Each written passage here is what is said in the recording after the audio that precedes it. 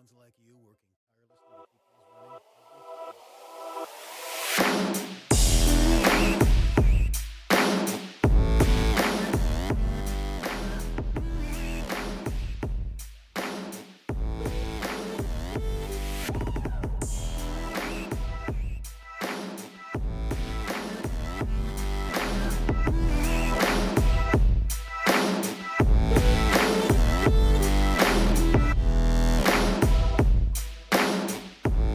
I still hear the music. It's awesome. Welcome. It's Sunday.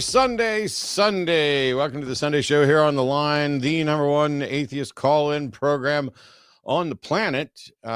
So get your calls in. Lines are actually open. The number will be down below you. I'm Matt Dillahunty. Jimmy Snow is under the weather this week, and I'm fucking thrilled that he is, because please welcome from Black Non-Believers, Mandisa Thomas. How are you? Hey, what's going on, Matt? It is good to be back on the show. Yeah, it's been a hot minute. How's your summer going? Is it crazy hot where you are too? Oh, absolutely it is here. Hot in Georgia, and it's humid. There's all these trees here. It's always allergies and sinus season, and it's just been brutal. So, yes. I'm hearing myself echoed back. I don't know where it's coming from, but it's yeah, I really hear myself too. super quiet. So I don't know if it's coming from our wonderful, beautiful producer. Well, or not. my But it mic's doesn't matter. muted, so it's got to be something else, but I'll work on it. We'll live. Sinus season, and it's just brutal. I'm just looking around trying to figure out, could it be me? But it's not. Does somebody have maybe the episode playing in another window or something? Nope. Okay. Nope. It's definitely on the delay. I wonder if it's coming from it doesn't matter. So it's got to be something else, but I'll work. It's not on that delay. It's just coming in. Oh, and they can hear you, Arden. Yeah, I unmuted myself for that. I'm seeing we're getting levels on the one that the caller audio comes in through, which doesn't make sense. So I'm gonna work on it while you guys get the show rolling. It doesn't matter. I'm not going to sit here and talk about tech stuff. We will make it through. So my schedule's been incredibly hectic lately. Not only are not to derail everything into snakes, but yes, we have snakes hatching and other stuff. But a couple days ago, I did another debate, and I've done a bunch of these over at Modern Day Debates, and I figured I wanted to ask you some questions about this, because I'm really starting to hit a hard limit. I've done now 4 or 5 debates against Muslim apologists. The debate topic every single time has been the same. They just say, hey, I want to debate Matt on, is Islam true? And each one of them has taken a slightly different tact on trying to demonstrate it's true. Each one of them has had, there were some repeats that, occasionally it'll be like, oh, look at all the scientific things we find in the Quran. But this past one, the one I did the other day, which I haven't done the debate review for, he had a particularly unusual version of Islam. He doesn't accept any of the hadiths. He thinks that Sunnis have ruined everything about Islam. He considers himself a little more like a Unitarian version of Muslim, rather than more Orthodox. He's like, compare it to like Sunnis being closer to Catholic, and he's closer to Unitarian in this. I was struck because I was really excited that even though we're going to debate exactly the same topic for the umpteenth time, that maybe I was going to get something good. And I certainly got something different, because there was no real talk about Muhammad. There was no real talk about the scientific findings in the Quran.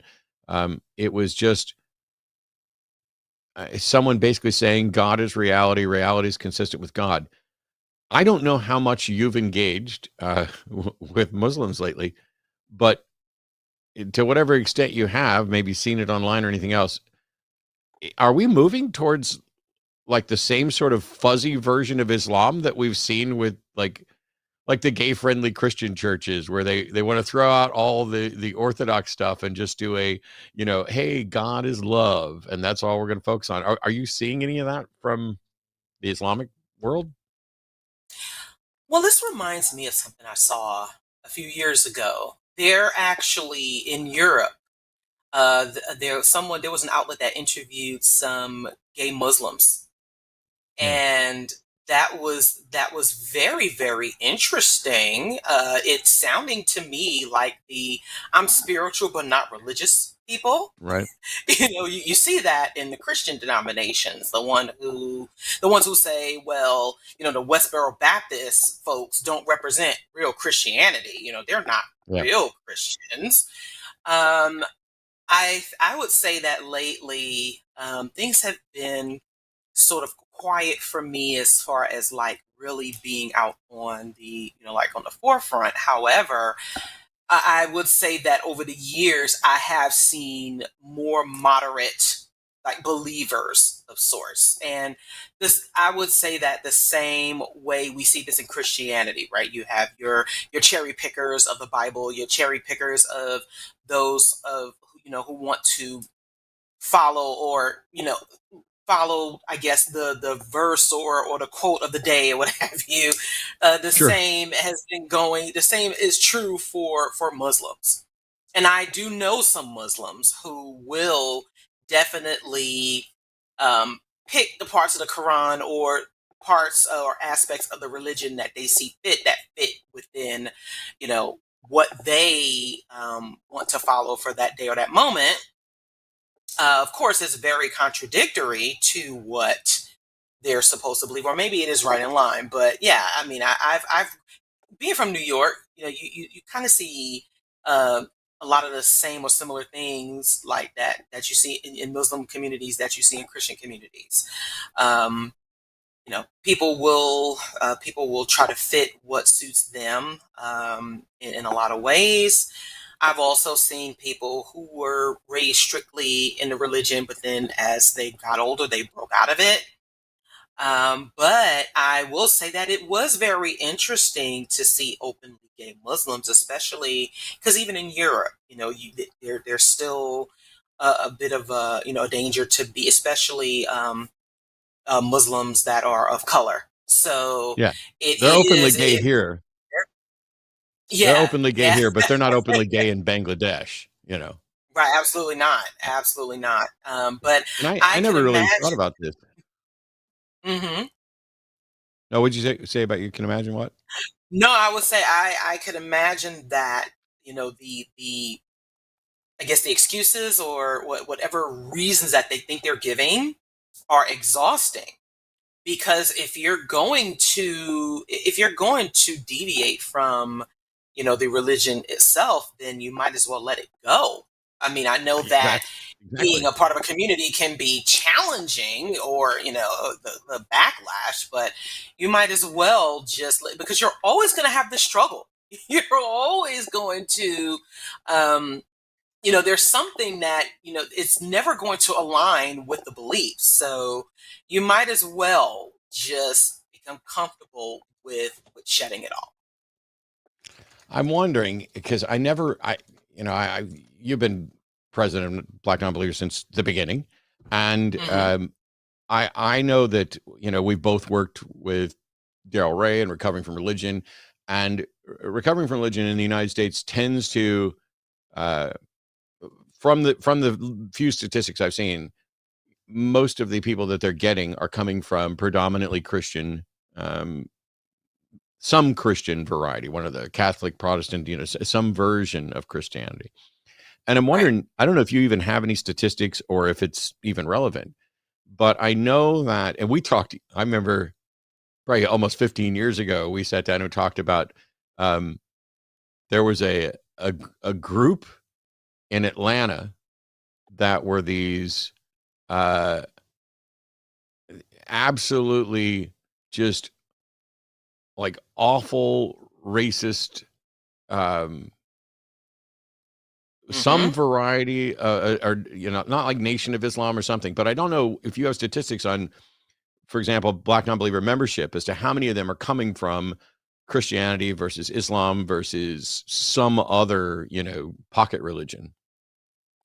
Yeah, so a few years ago, we did partner on the U.S. Secular Survey about, about the number of, non-religious people who are coming from, religion, or I know that in that survey came the Black Non-Religious Americans report.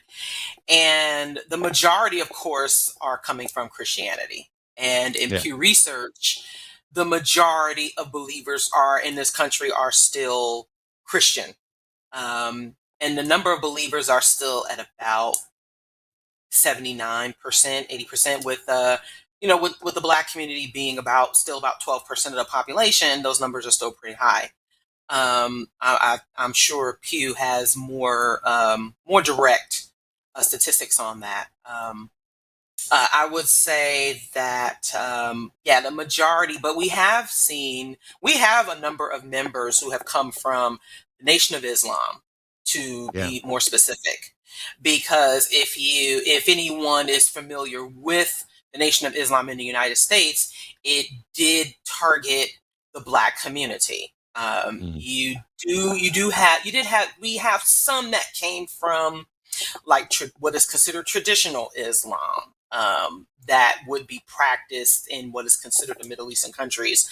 But for the most part, most of our members came from Christianity, but then they may have transitioned, or they may have jumped to Islam, particularly the Nation of Islam, because it's still identified with with Black community, or Black politics, or identity politics, and taking pride in that.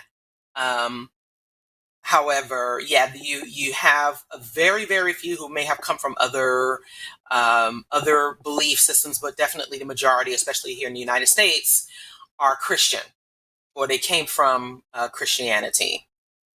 But unfortunately, like you said, all those years ago, as we know, just because someone identifies as atheist does not mean that they have shed all indoctrination, which is where we got that particular group that was very homophobic, and tried to couch that with statistics by talking about the laws of nature, and trying to couch it in pseudo information.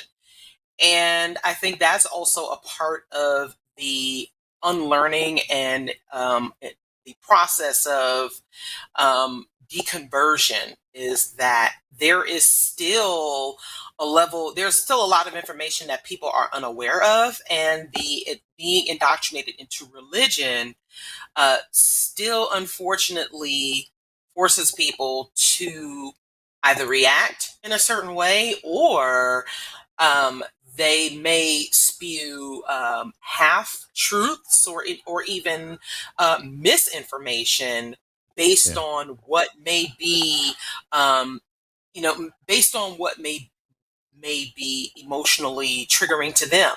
And it's a process that many still aren't ready for, because you have to get uncomfortable, not just letting go of the concept of God, but also other forms of harmful stigmas and harmful dogmas that came along with that belief in God.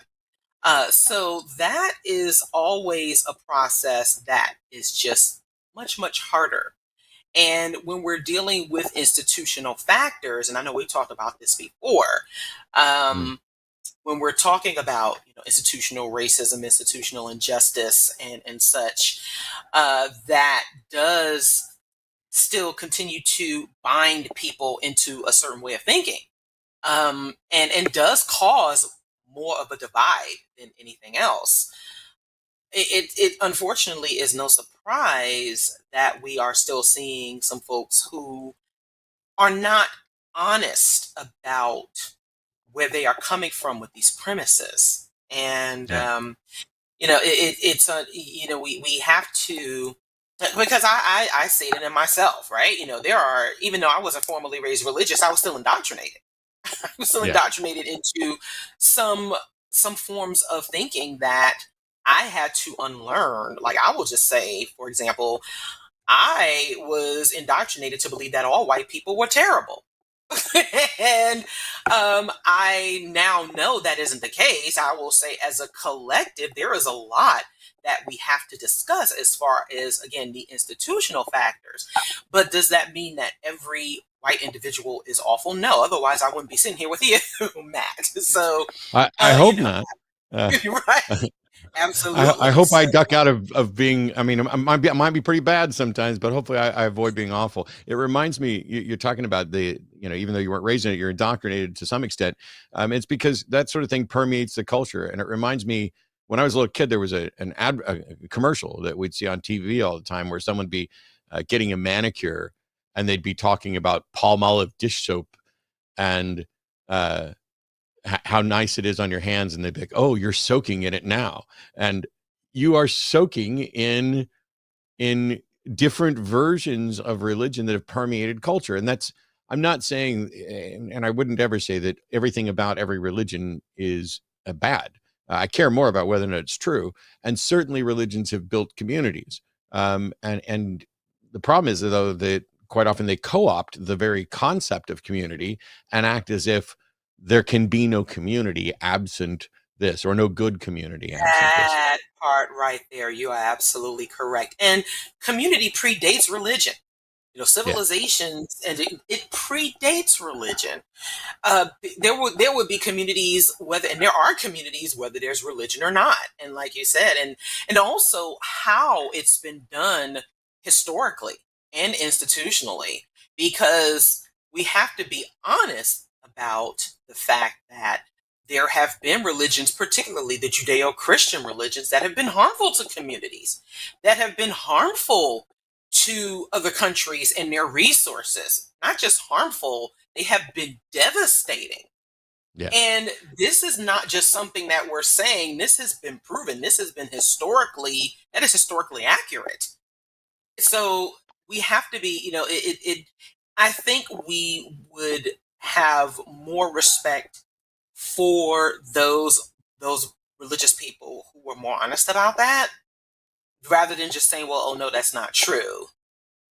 Because it absolutely is true that religion and the concept of God have not just been harmful, that they have been devastating to millions of people. And we have to have that discussion. Let me get the announcements out of the way, and we've got some callers waiting, including right off the bat, we get theistic callers, and that's what we love. So first of all, everybody, if you're watching right now, this is the Sunday Show, which airs every Sunday starting at 2 p.m. Central right here on the line. Normally, it's me and Jimmy Snow. Today, Mandisa is joining me after too long of an absence. And it's a call-in show where theists always have the priority. If you're calling in to talk about what life's like as an atheist, we may take some of those calls. If you're looking for advice, we may take some of those calls on occasion, but we are always going to prioritize the opportunity to have conversations with believers. Did you go to church today? Call in and tell us what you learned and why you think it's a good thing, why other people should maybe go to your church. If you believe that there is a God and you can demonstrate it, call in and give it a whirl.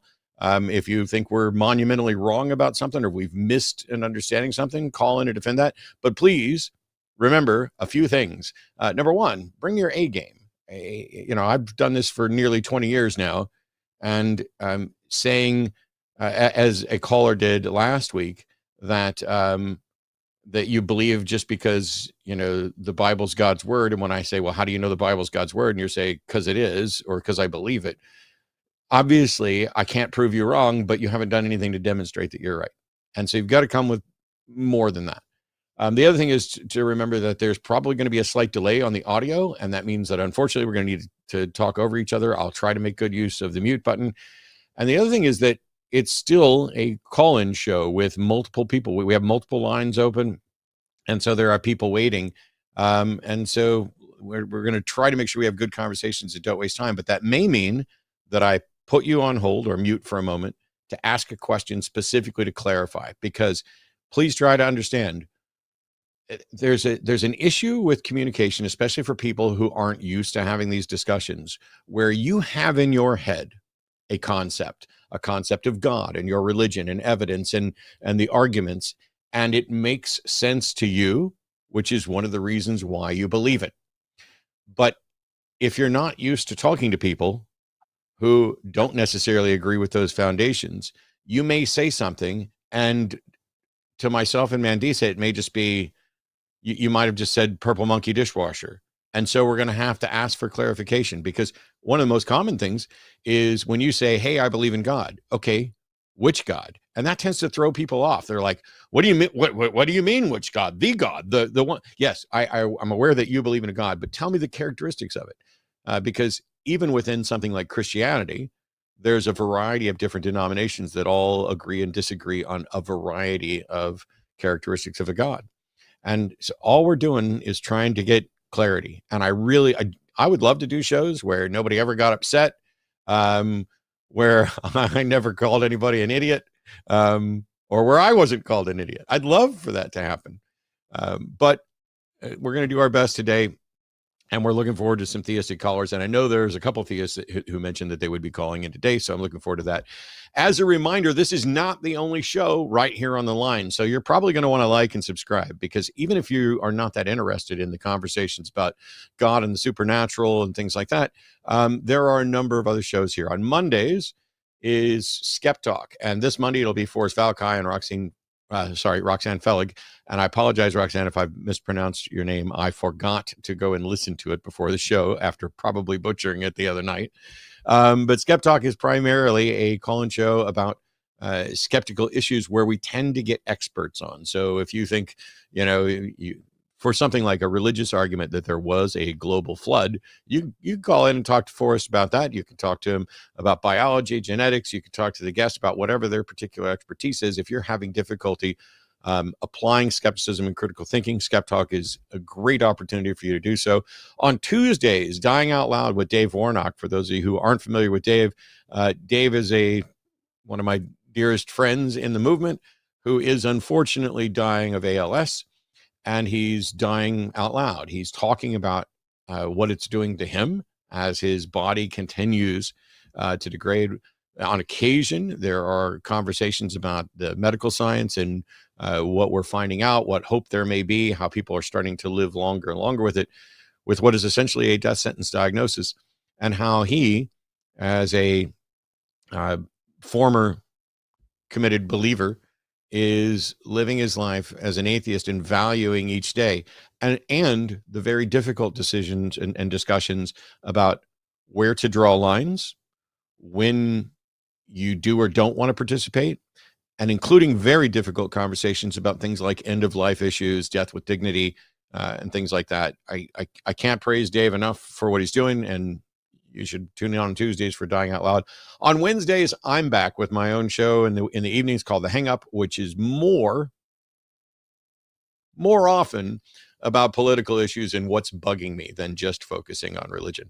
But inevitably, it will focus on religion as well. Joining me this week is Jim Barrows, who got bumped in order to get Andrew Seidel on to talk about the Supreme Court decisions. So we're looking forward to that. And on Thursday is the Transatlantic Call-In Show. This past week was Arden and Katy, but this week it'll be Arden with Kara Griffin from Recovering from Religion. And so we just did a massive fundraiser for Recovering from Religion, raised about $40,000, give or take, which was nice. And next Sunday on the Sunday Show, I'll be back with Jimmy. Today's call screener, and thank you very much for doing this, is Dragon. So we have callers waiting, and I want to get right into it with James in Illinois, pronouns are he, him, who is calling in to defend Catholicism. So welcome to the Sunday Show, James. You're on with Mandisa and Matt. Hi, James. Hi, guys. How y'all doing today? Good. Not too bad. How are you? Good. I'm doing great. I'm in Savannah, Georgia right now. I'm on vacation with my family, so living my best life. Awesome. Okay, so last time I actually called, when we called back to reason why, if I'm correct, I believe in Catholicism and also why other people should. Yeah, last time I think you called in about mythicism, but neither Jimmy nor I were mythicists, so I recommended that you talk to someone like Godless Engineer. But today you're calling in to defend your Catholicism, so that's great. Go for it. I'm gonna do my best. All right, so maybe why I was thinking about why I believe in Catholicism, and the main reason for me is I want to follow Jesus Christ in my life, and I think this is the best way I know to do it.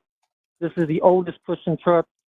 It goes back, of all the denominations, it goes back closer to Jesus and the apostles and church fathers as any, and this is the best method that I know how to follow him. The reason I want to follow him is I think he is the best of humanity. What he teaches to love one another and to forgive and to be merciful, and what we do to the least of our brothers and sisters is defines who we are. And Okay. that's really the first reason. So I can certainly appreciate wanting to follow someone whose principles you find admirable, but that doesn't mean that the religion itself is true. I mean, it's possible that Jesus could have said some things that were good and good guidance, and that he's not God. Sure, I'm sorry? Well, I should probably phrase this as a question. Is it possible that Jesus said some things that were good and useful that you admire, and yet he wasn't actually God? That is possible, sure. Sure. So it's not so much, I mean, to me, if we're going to talk about Catholicism, if you're going to follow Jesus, why not just follow Jesus? Why add the Catholicism stuff to it at all? Well, my view on this is that Jesus, said and taught a lot of different things, but at the same time, if we take if we believe God is somewhat historic, he also made claims about himself. He also claimed that he was the way, the truth, and the life. He also claimed that he was. I believe he claimed pretty clearly that he was divine, and I don't want to, like the liar, lunatic Lord of C.S. Lewis, but it's kind of like that, to where I want all of Jesus, and I want to accept it all, and it gives me great purpose and meaning and hope and joy in my life to do that. And I believe I can't demonstrate that it's true, but and this might sound silly, but I think it might be worth believing to live that better life, and in the hope to I hope for a lot of things. And this might sound silly to people, but I long to be with Jesus and to see him with my own eyes. Okay, Go James, ahead. I have a question for you. So I have a question about why you chose Catholicism in particular. Are you intimately familiar with the Catholic denomination, its history, and why do you think that Catholicism is the best way to get close to Jesus? Well, I mean, listen, I was born and raised Catholic. That certainly has affected my viewpoint in my life. That certainly affects the viewpoint in my life. There's no question about that.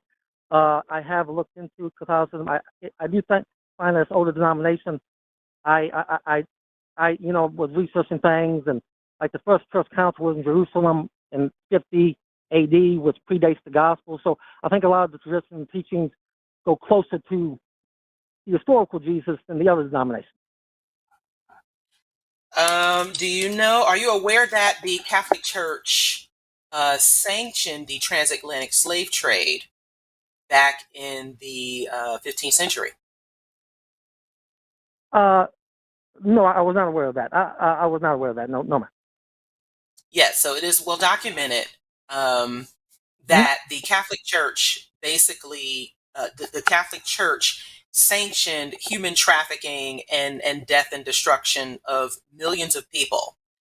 Right. Knowing that information, and that's just one aspect of the Catholic Church and their involvement in human suffering. Would you say that is Jesus-like in any way? Oh no, I was not. But Okay. But it's I don't mean to completely interrupt, biblical. but Yeah, and yes, it is. It is in the Bible as well. yes. I'm aware of in Exodus. I'm aware of that, and I guess in my view of Jesus, and in his teaching in the New Testament, it doesn't seem to correspond with that. So where does Jesus say go ahead. anything at all against slavery? He doesn't just slavery. No, he doesn't say anything against slavery. I'm sorry. He doesn't. I couldn't quite hear what you're saying. I said, where does Jesus say anything at all against slavery? He doesn't. He doesn't say Okay. anything against slavery. So here's the kind of the framing of this. You're convinced that Jesus is divine or is God, right? Yes. Okay. And God inspired the text of both the Old and New Testament, correct? Yes. So when God in Exodus and Leviticus and other places allows for owning other human beings as property, and then many, many, many years later, God takes human form and comes down to portray the new message, he does not say a single word that corrects or changes those instructions. Why? If Exodus and Leviticus are wrong about what God's view is on slavery, why didn't he correct that when he was here as Jesus? Sure, I do not know. Yeah. And I would this say, to I mean, me, I could. I'm sorry. I could come up with some answer, but I don't think it'd be satisfactory. You know.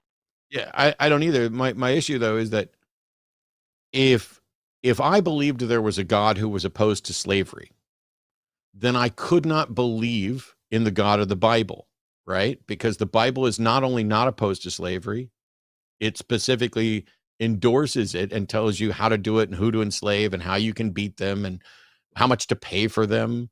I mean, it's basically legislating all of it. And at no point does it say that it is immoral to own a human being. In fact, it says that you are permitted to own a human being and that you can pass them on to your children. And so if in fact there was a God who was opposed to slavery, the Bible cannot be the book of that God, right? Yeah, you know, I hadn't really considered the slavery passages too much, or really looked into them. That's on me. Okay. I'm Set, sorry. set Really aside go ahead. set aside slavery for just a second. If God thinks that, does God think that men and women should be equal? Yes, I believe so. And then why is the Bible not portraying the message of equality between the genders and instead portrays a clear message of inequality where women slaves are to be treated differently? They don't go free. They're not worth the same amount. The testimony of a woman isn't valued the same thing. They're not allowed to own property in the same way or to the same extent that men are. So the Bible portrays this message of inequality between genders. And so now you've got your primary book is in favor of slavery, even though you think God isn't, is opposed to gender equality, even though you think God is in favor of gender equality. How many things need to be wrong in the Bible before you have to acknowledge this can't be the book of the God that I admire? Oh, I'm not sure how to answer, but I understand what you're saying, sir, and it gives me some good things to think about.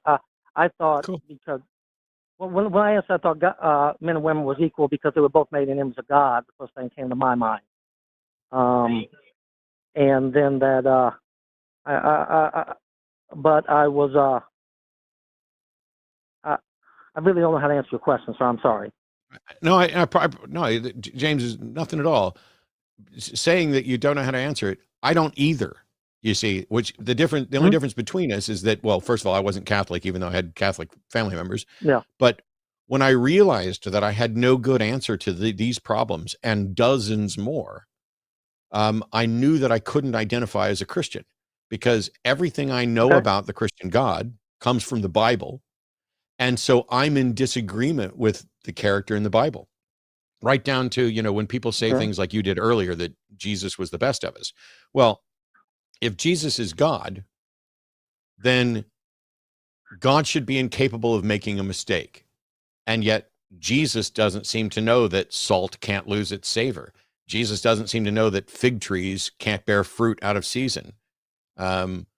Jesus is fine with violating Old Testament laws, which is partially why they killed him in the story.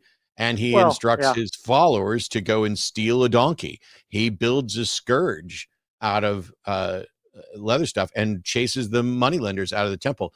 advocating or, Oh, yeah. engaging in violence. And so when I look at the character of Jesus, and if I go through and read everything that's red letter in the New Testament, I don't see anything that's particularly impressive. I certainly don't see anything that's divine, because for him to not correct, there's a great deal of time that exists between when the Old Testament was put together and when Jesus supposedly lived. And in that time period, a number of people got stuff wrong. And the perception amongst Christians is that God came down to human form as Jesus in order to fix those things that they got wrong. But that's not what happens in the New Testament stories. He just throws out some of the Old Testament stuff, talks about a new covenant, but doesn't fix anything about sexism, doesn't fix anything about instructions to slaughter all of these other people, go and kill the Amalekites and the Midianites and all these other people, doesn't fix anything at all about slavery. I don't see where Jesus did anything to make anything better over what's in the Old Testament. So what is it about Jesus that you admire, and why can't you keep those things while ditching a criminal organization like the Catholic Church? Well, I admire his view on how to treat other people and how to treat the poor and the needy, and how to resist violence, and how that blessed are the mourn, for they shall be comforted. Blessed are the peacemakers. The meek are in the way. They're blessed. They don't have the earth. I love all of that. And I love, if the story's right, how he, and this is more theological, theological, I suppose, but that he offered himself as ransom for us, for sinners, even though we wasn't worthy of that, because we're not. Even though he was innocent, he took on our guilt because we sinned. We sinned. We've done evil. So we've done wrong. If you punch me in the face, and Mandisa agrees to take your punishment, how is that just? Well, yeah, I don't know, but I don't either. Know that's correct. But I don't understand how. Well, so first of all, the very notion of sin is something that I reject. I don't think I can harm a God. I don't think that, a God has anything to fear or object to from my thoughts or actions. If I injure or harm another human being, I need to make amends to that person. If it's the old quote of, if Jones owes me $50 and God forgives his debt, I'm still out $50. Right. I understand that. Just when you say you don't believe in sin, but you believe there's an immoral action. Yeah. Maybe not illegal action, but immoral action. Sin is specifically the concept of doing something that is in conflict with God. I certainly believe there are things that are wrong, but that's about interaction with other people that exist.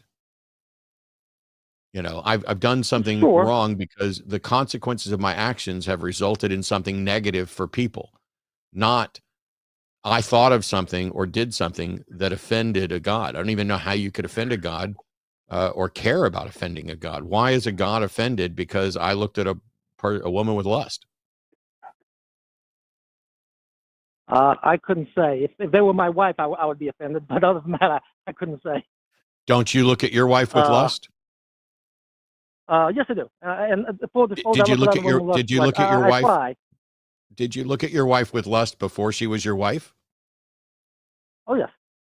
Isn't that the whole foundation, or not the whole foundation? Isn't lust one aspect of what brings people together? It is. Well, I would do a distinction between physical attraction and lust. I don't know if they're the same thing. I think the idea of I'm sorry, I'm outside. There's a little traffic there. I think the idea when Jesus said us not to look at a woman with lust, I think the way I see that is to control those urges, to control them, so they don't control you.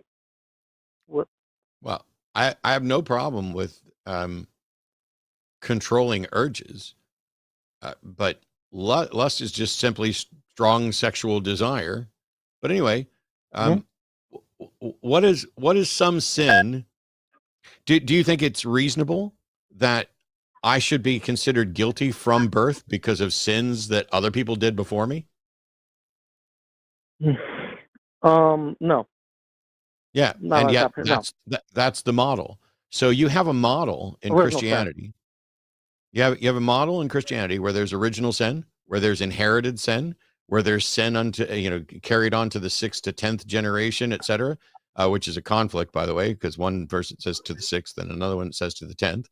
And because you're already guilty and given over to reprobate mind from birth, now all of a sudden there's substitutionary atonement. And the only way that God can forgive you is through some blood magic ritual where he has to come down and be brutally slaughtered and give up a weekend. Yes, sir. Yes, sir. I'm sorry. When you say give it the weekend, I kind of laughed. I'm sorry. Yeah, I mean, but I tell you this. I mean, people may not believe it. I would let you and everybody on the planet beat me with rocks, rip me apart with knives and everything else, bleed me out and slaughter me if it saved the world from poverty and destruction. And I wouldn't even have to come back. But if you told me that 3 days later I would be God, bring it. That's not a sacrifice. Well, there is no sacrifice right. with Jesus. Right, because I don't mean to. And also there's still poverty. There are still all of these tragedies that take place in the world, even though Jesus supposedly came back and all quote unquote sins were supposed to be forgiven. Yeah. Yeah, I mean, I go to confession from time to confess my sins, and I still, Why? I still consider that I have them. Why? Why are you telling? Why are you telling somebody else the private thoughts in your mind? It's none of their business. Well, right. Well, I believe Jesus gave us the power to forgive sins. It's in the end of the Gospel of John.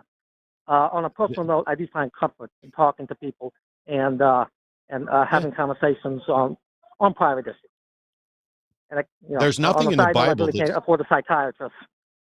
There's nothing in the Bible that advocates for going to confession to a priest. Yeah. I think in the conclusion of the Gospel of John, Jesus gave us the power to forgive sin.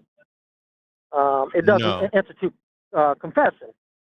He it doesn't say institute confession, but it's also not. What sins you rendered or rendered. Anyway, I'm sorry. Continue. I'm sorry. I thought it said what sins you forgive are forgiven, what sins you retain or retain. Yeah, it's in John 20. At the end of John. Yeah, it's in John chapter 20. No, that was my interpretation. Maybe because of of my Catholicism, but that was my interpretation of it.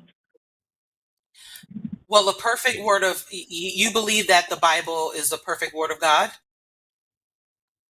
I believe it's inspired. I wouldn't say it contradicts itself, so I couldn't say that it's perfect. Why can't God make it perfect? Right. Well, I think God inspires humans to write it, and like I said, I don't believe that we're absolutely perfect. I believe the teachings of Jesus are morally perfect, but it does contradict itself, so I have problems with that. Okay, I'm sorry, man. I will. Hey guys, I'm sorry. I'm actually on vacation with my family. Can I possibly call back next week? Yeah, whenever you want. Okay, guys. I'm sorry about this. But my daughter wants something in the store. So if I was on vacation with my family, I would not be calling your show. Go have fun with your family. Well.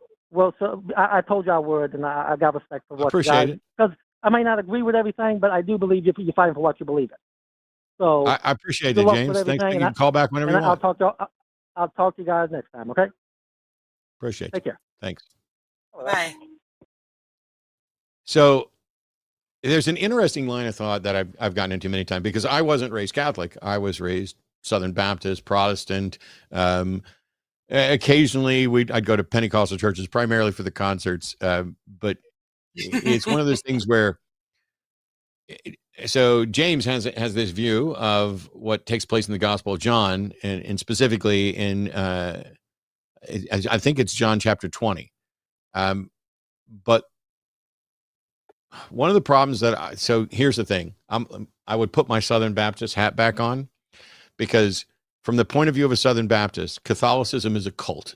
Catholicism is a cult where they worship Mary and saints, and they have extra books that are not and should not be considered received messages from God. But that doesn't matter, because you're going to get arguing over doctrine regularly. But in John chapter 20, there's this notion about apostles forgiving sins. But when you actually look at it, in 2023, it says, whosoever sins ye remit, they are remitted unto them, and whosoever sins ye retain, they are retained. But my understanding is that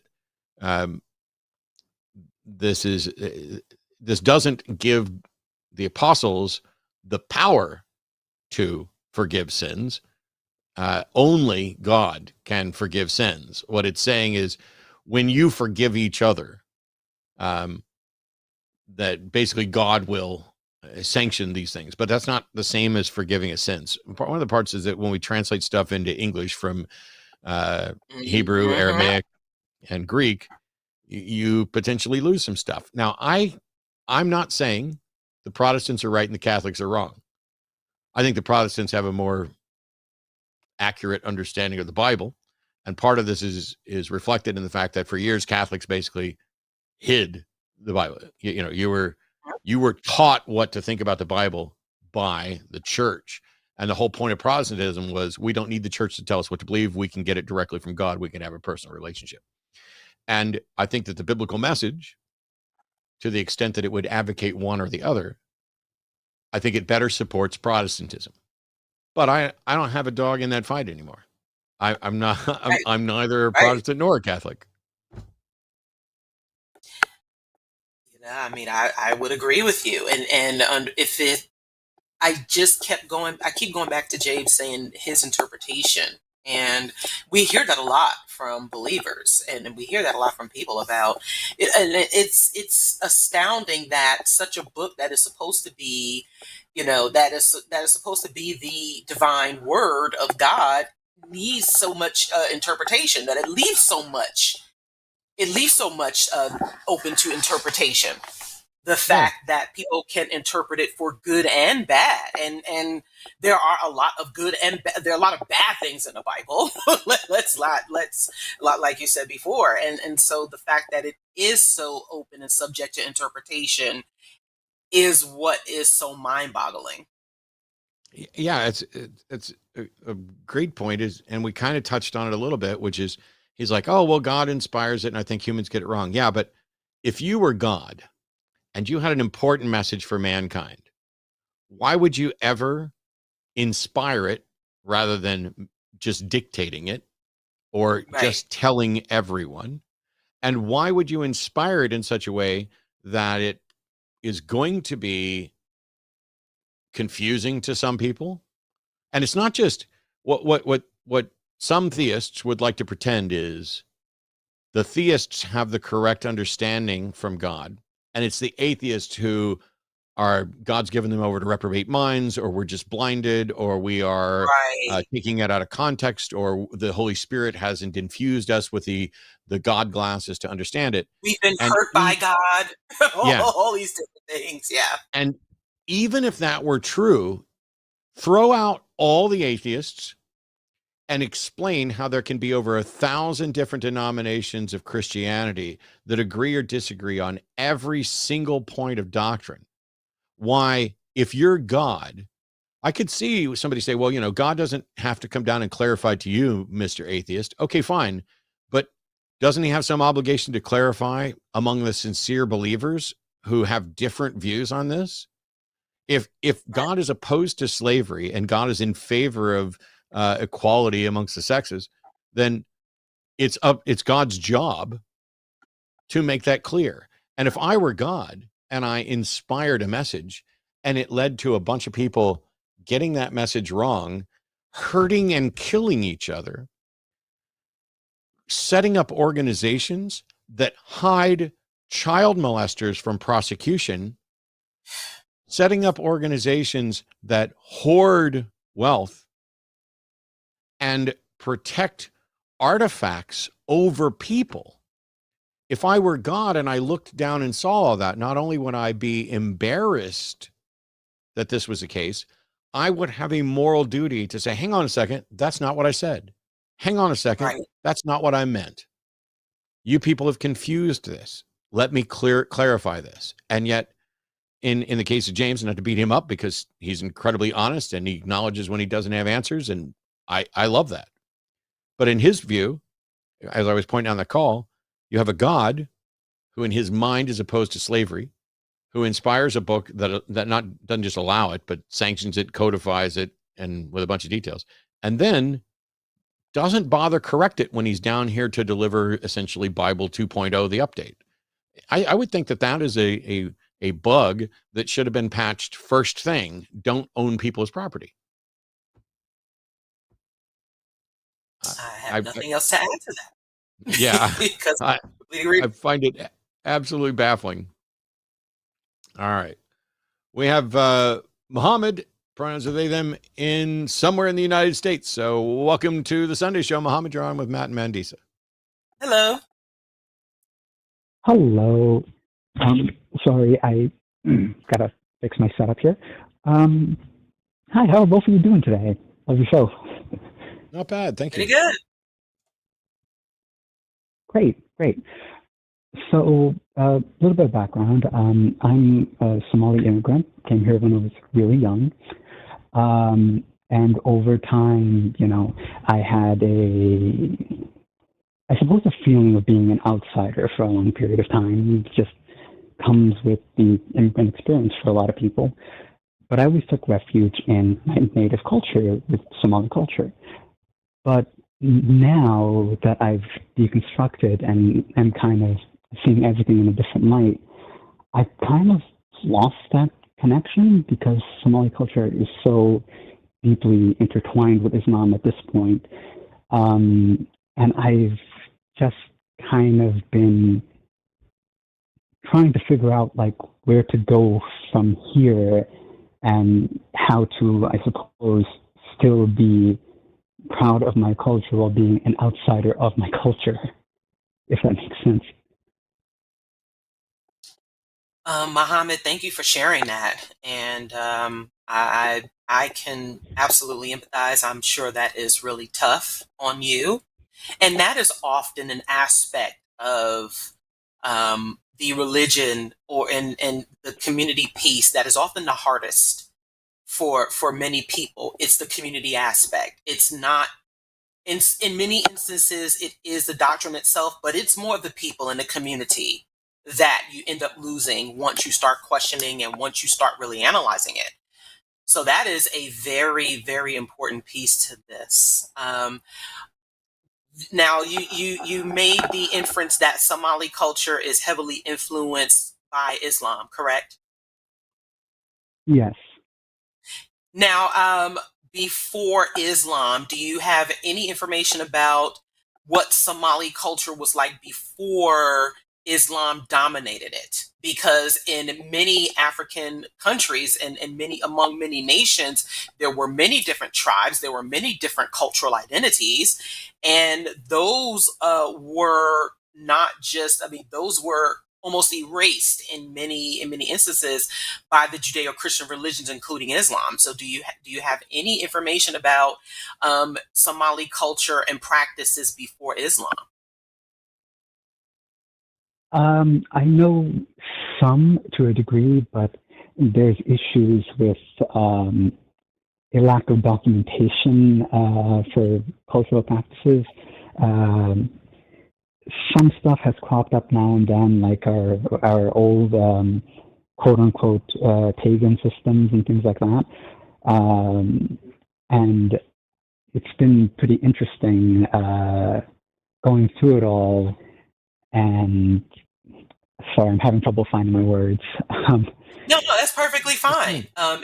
It's fine, because what's important to understand is that it is okay to be proud of a culture and cultural practices that were erased, that were probably destroyed by religious domination, by colonialism. It's important to get a better understanding of what that life was like before the religion dominated it and took over and took over. That is definitely something to be proud of. Especially in that country in particular, because when most people think of like Somali and Ethiopia, all they think of now is famine and hunger, and is in Islamic culture, and that definitely is a huge misconception, and that needs to change. Mm-hmm. I suppose so. I was actually there just last year, and it was interesting because a few of these features that make me too quote unquote Americanized to my people here made me blend in over there. Wow. I'm a bit of a weird one on this one, Mohammed, and I'm trying to find the best way to express my thoughts without being, offensive or ridiculous. So let me put it this way. I genuinely appreciate the fact that there are people who want to protect their heritage, maintain their cultural traditions, things like that. I'm not one of them. Personally, I don't give a rat's ass about my ancestors or what they did, or I mean, it's just like I don't care. I don't care about. I mean, I'm sure they did some bad things. I'm sure they did some good things, but it's like, and this, by the way, has been a point of contention between me and former partners who really admire, like my ex-wife Beth was really fond of traditions from the Appalachian Mountains, and I can appreciate why someone would like that and care about it, but that's just not me. And so every time somebody calls in with something like this, where they're essentially saying, "Hey, I want to protect these aspects of my culture," I am incredibly intrigued, because I don't have anything like that. I mean, it would be better if I did have something perhaps where I could be like, here's the part of my cultural heritage that I'd like to keep, except I don't. And so just out of my own ignorance, I think what I'm curious about right now is, what part of your Somali heritage do you feel is that you'd like to preserve, that you're being prevented, I guess, from preserving because it's tied to religion? I'm not completely following, I guess, is what I'm saying. Sure. Well, a very big one for me personally is music, because I'm a musician. So the mainstream Islamic view on music is that it's completely across the board haram, and there's people who will make exceptions to that, but more typically the approach to it was, yeah, I know it's wrong, but I'm going to do it anyway. And for me, I'm seeing a lot of our traditional musical styles just completely disappear. You see traditional instruments like the sharero being completely replaced with the oud, for example, coming across from the Red Sea from the Middle East. That's just one example. Another is that our names are largely disappearing and being replaced with Arabic names. Sure. Yeah. Sorry, I had everything in order in my head before I called, and it just completely disappeared when I picked up. Oh, it's fine. And I think what's important to understand that is that when there are, and I completely understand where you're coming from as far as like not really giving a damn about certain, like cultural practices and such. But when it comes to especially those of us who are connected, I mean, all of us are connected to the continent of Africa, but when it comes to, and I know we can never avoid this subject whenever I'm on this show, but when it comes to the historical aspect of having cultures denied and taken away, and especially due to being enslaved, goes back to that, where there were cultures that were taken away and were robbed from by these Judeo-Christian religions and completely erased. There is there are many people who want to find that connection to what was there before. And I think that is reasonable to want to know the history of it, especially when it had been denied for so long. Because often, and we see this even in American history, it has only been in recent years that the truth of like African history and culture was taught, because for years it was taught that Africans had no history before the Bible. Africans had no history before the Quran or any of these, or before colonialization. So there is still a connection to that history that many people would like. And it's understandable from an institutional, from an institutional aspect.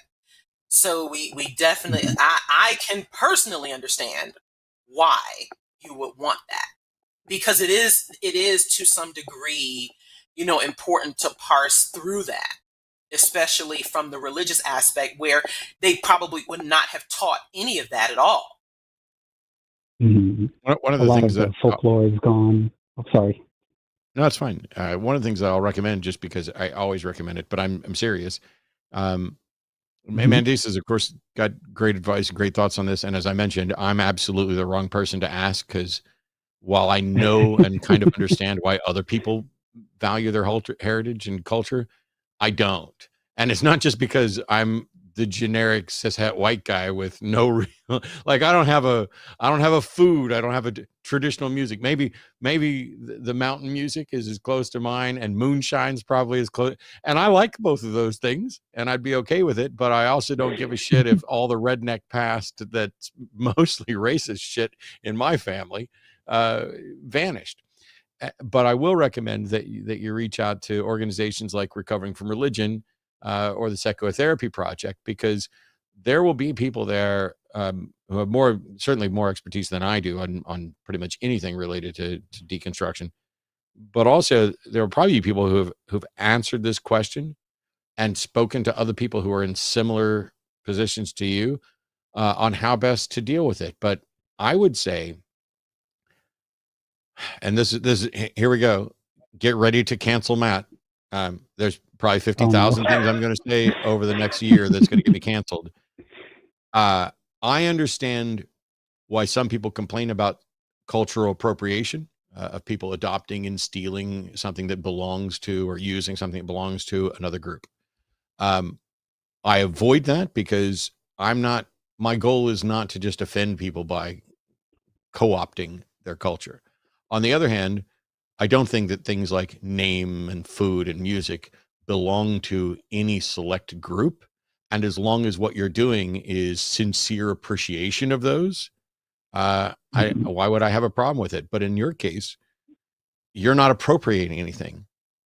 And everything about your culture that you would like to salvage, that you would like to be a part of, that you would like to make sure isn't vanished by encroaching elements of Islam, you can take and implement yourself. You can create a secular Somali organization where you are specifically saying, hey, how many other Somali people out here would love to pick up our musical instruments and play the music of our ancestors, and not have it all tied to this? Take it back.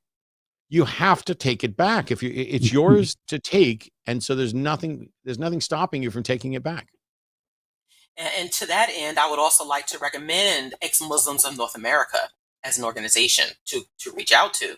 Yes. Because there are many ex-Muslims who have faced or probably facing exactly what you face. And they can specifically, in addition to the other organizations, assist and provide resources on how to handle that.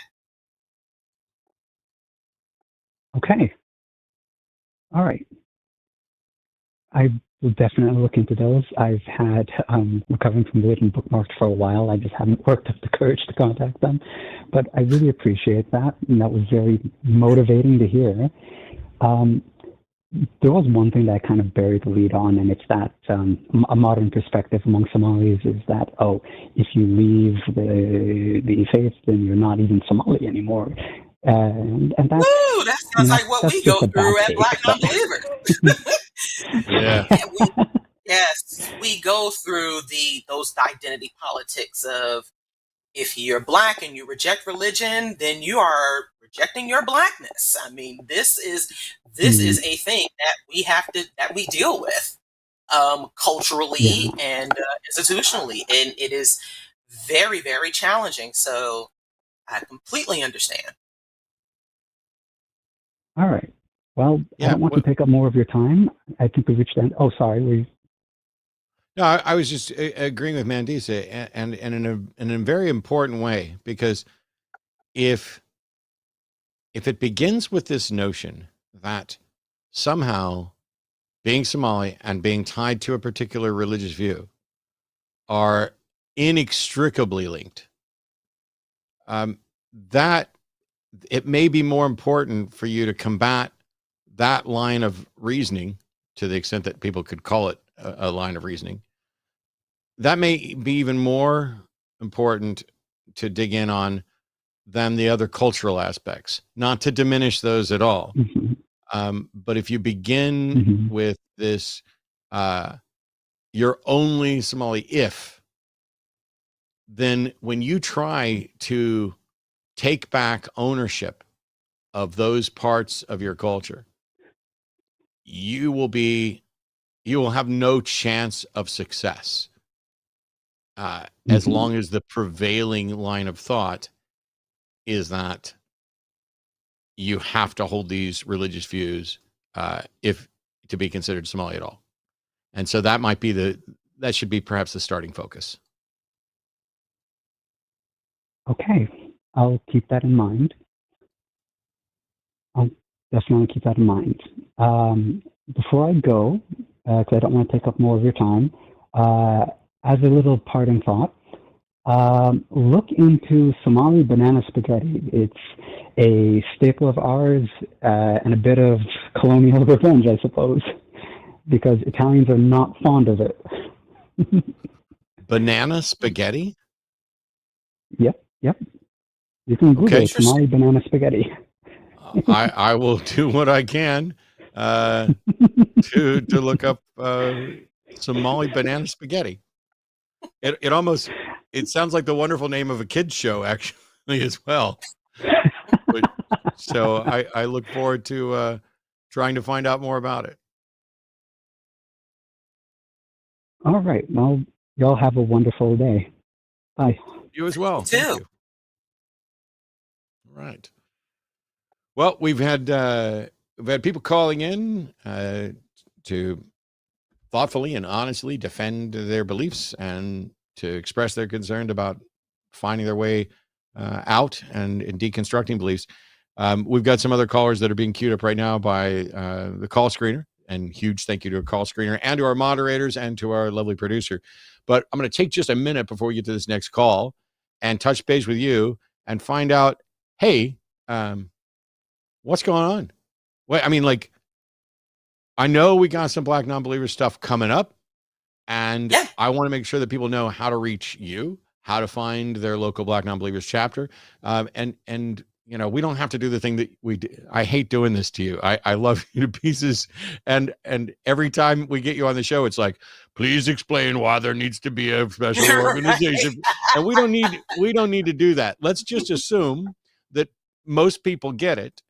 and that there are people out there in much the same way that the last caller wants to value and protect and cherish their heritage in the same way, or to prevent it from being co-opted by religion, that there are plenty of African Americans, Black non-believers all over the world who want to do something similar for their views on their heritage. And now they're just learning, hey, there's an organization for me. How do they find you? How can they get involved? Absolutely. And so the first and foremost, you can find us at our website at blacknonbelievers.org. And we are actually in the middle of our summer fundraising season. And we would encourage you to support us. We are a 501c3 organization, so donations to us are tax deductible. And we need your support. So we definitely appreciate that. We are in a process of building back better, if you will. We are going through a transition where we are welcoming new board members. We just onboarded a new board member, and we do have new members of our leadership team in the cities of Detroit, Chicago, and Philadelphia. And we've always been in Charlotte and in Atlanta, where we are headquartered. I would like to say this, going back to the point of heritage and in history, right? So in Atlanta, we tabled at a Juneteenth event. And of course, Juneteenth, now that it is a federally recognized holiday, is becoming more and more common. You're seeing more Juneteenth celebrations. I'm hoping that in the state of Texas, where Juneteenth originated, that is the case, because Texas was the state that inspired Juneteenth, because it was 2 years later in the state of Texas that the enslaved were informed that they were free in 1865. One of the reasons we tabled at an event in Jonesboro, Georgia, which is in the Atlanta area. It is where the Road to Terror Museum is located. It is a museum that is dedicated to the movie Gone with the Wind, which was supposedly embodied Southern culture. Two of the most noted African-American actresses were Hattie McDaniel and Butterfly McQueen. And there is a huge picture of Butterfly McQueen on that museum, and it says she was a Hollywood trailblazer. Most people do not know that she was quoted as saying, "As my ancestors are free from slavery, I am free from the slavery known as religion." So this is extremely significant that an African-American woman back in the early 1930s and 40s made such a statement. And that is often that is often not included in when she is discussed. And so this is a part of where we show that we've always existed in our communities, and now there are more of us who are out here. And being at events like Juneteenth, which are heavily religious in nature, it is important for people to know. And we've had former Jehovah's Witnesses, and going back to recovering from religion, when you mentioned them, Matt, there are many former Jehovah's Witnesses who would call in and who would find organizations like Recovering from Religion, because it is more of a cult than other denominations. And it has been very, very harmful to a lot of people. And so we actually had two former Jehovah's Witnesses come to the table and say, this organization speaks to us because they escaped from a cult.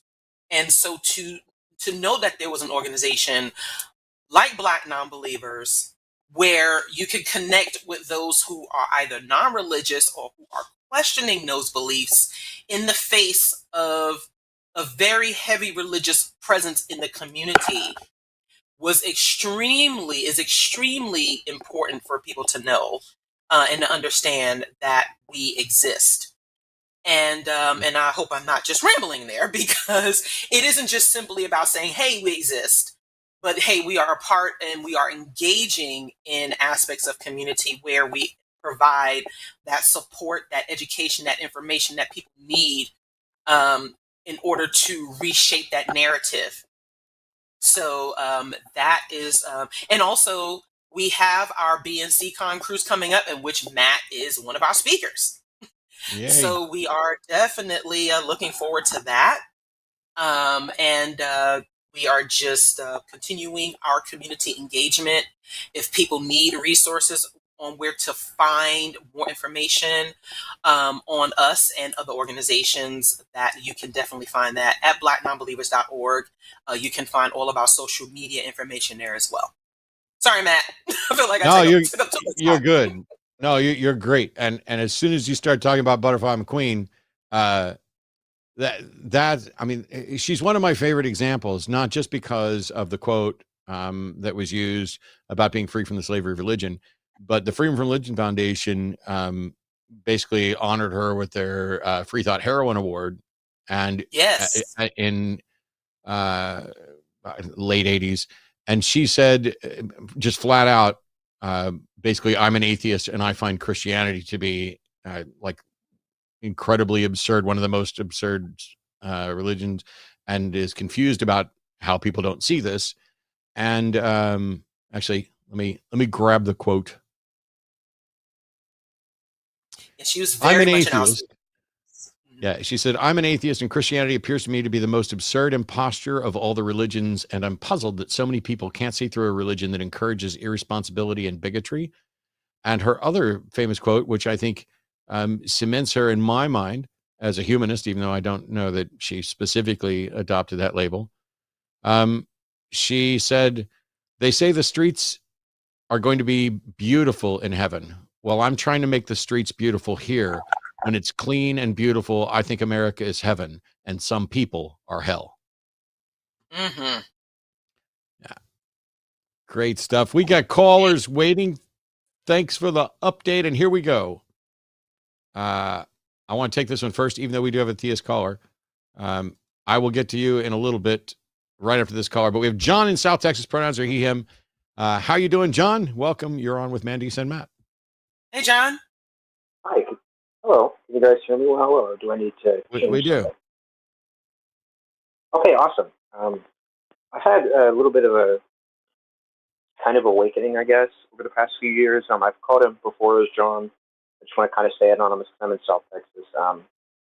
Yeah, just last call from you. Last call from you was back in October, where you were a theist wanting to do your duty under Christianity. Wow. So yeah, now I would consider myself an atheist. Just very nervous about calling and talking. But just been struggling and having an awakening over the past 3 years, and just really nervous because I've got a very religious family and very religious parents. So I would just hope to maybe get some of your guys' input, especially because coming from South Texas, it's very tough down here to, I guess, I don't know, come out or be an atheist, so just looking to get your guys' input because I'm very fresh on all of this. So. Well, we thank you for your courage. I'm sorry, Matt. Thank you. No, I was just. What specifically are you having difficulties with? That'll help us, because otherwise we're just going to give the same generalized advice that we do, which is find some other people in your area so that you have people to talk to when you're not necessarily surrounded by religious folks. Reach out to Recover from Religion. But what do you find you're struggling with the most? The main struggle is my parents. They're very devoted Christians, and all the friends that I've made are very religious. But the main struggle is the parents, because I care about them, I love them, but as I'm, I don't know, finding my way out, it's very hard to empathize with what they believe, because they're very, very devout, conservative, almost fundamentalist. So, is there any way that we could reconcile, or should I cut them off? What would be the best advice that you would be able to give for me? Because it's rough. Yeah, I'm gonna jump in on this one real quick, and then I'll let Mandisa take over. But you might be calling to ask the wrong person if you're asking me, because while I have what I would consider to be a good relationship to some extent with my parents are both sincere, fundamentalist, Bible-believing Christians who have acknowledged that they have a closed mind on this issue. They think I'm working for Satan and taking people to hell, and they're going to generally avoid any sort of conversations or debates. So let me tell you what has worked for me, which is, unfortunately, I in the early days when they first started coming at me with oh, here's why you should believe in God, or here's why we believe in God, or all this other stuff.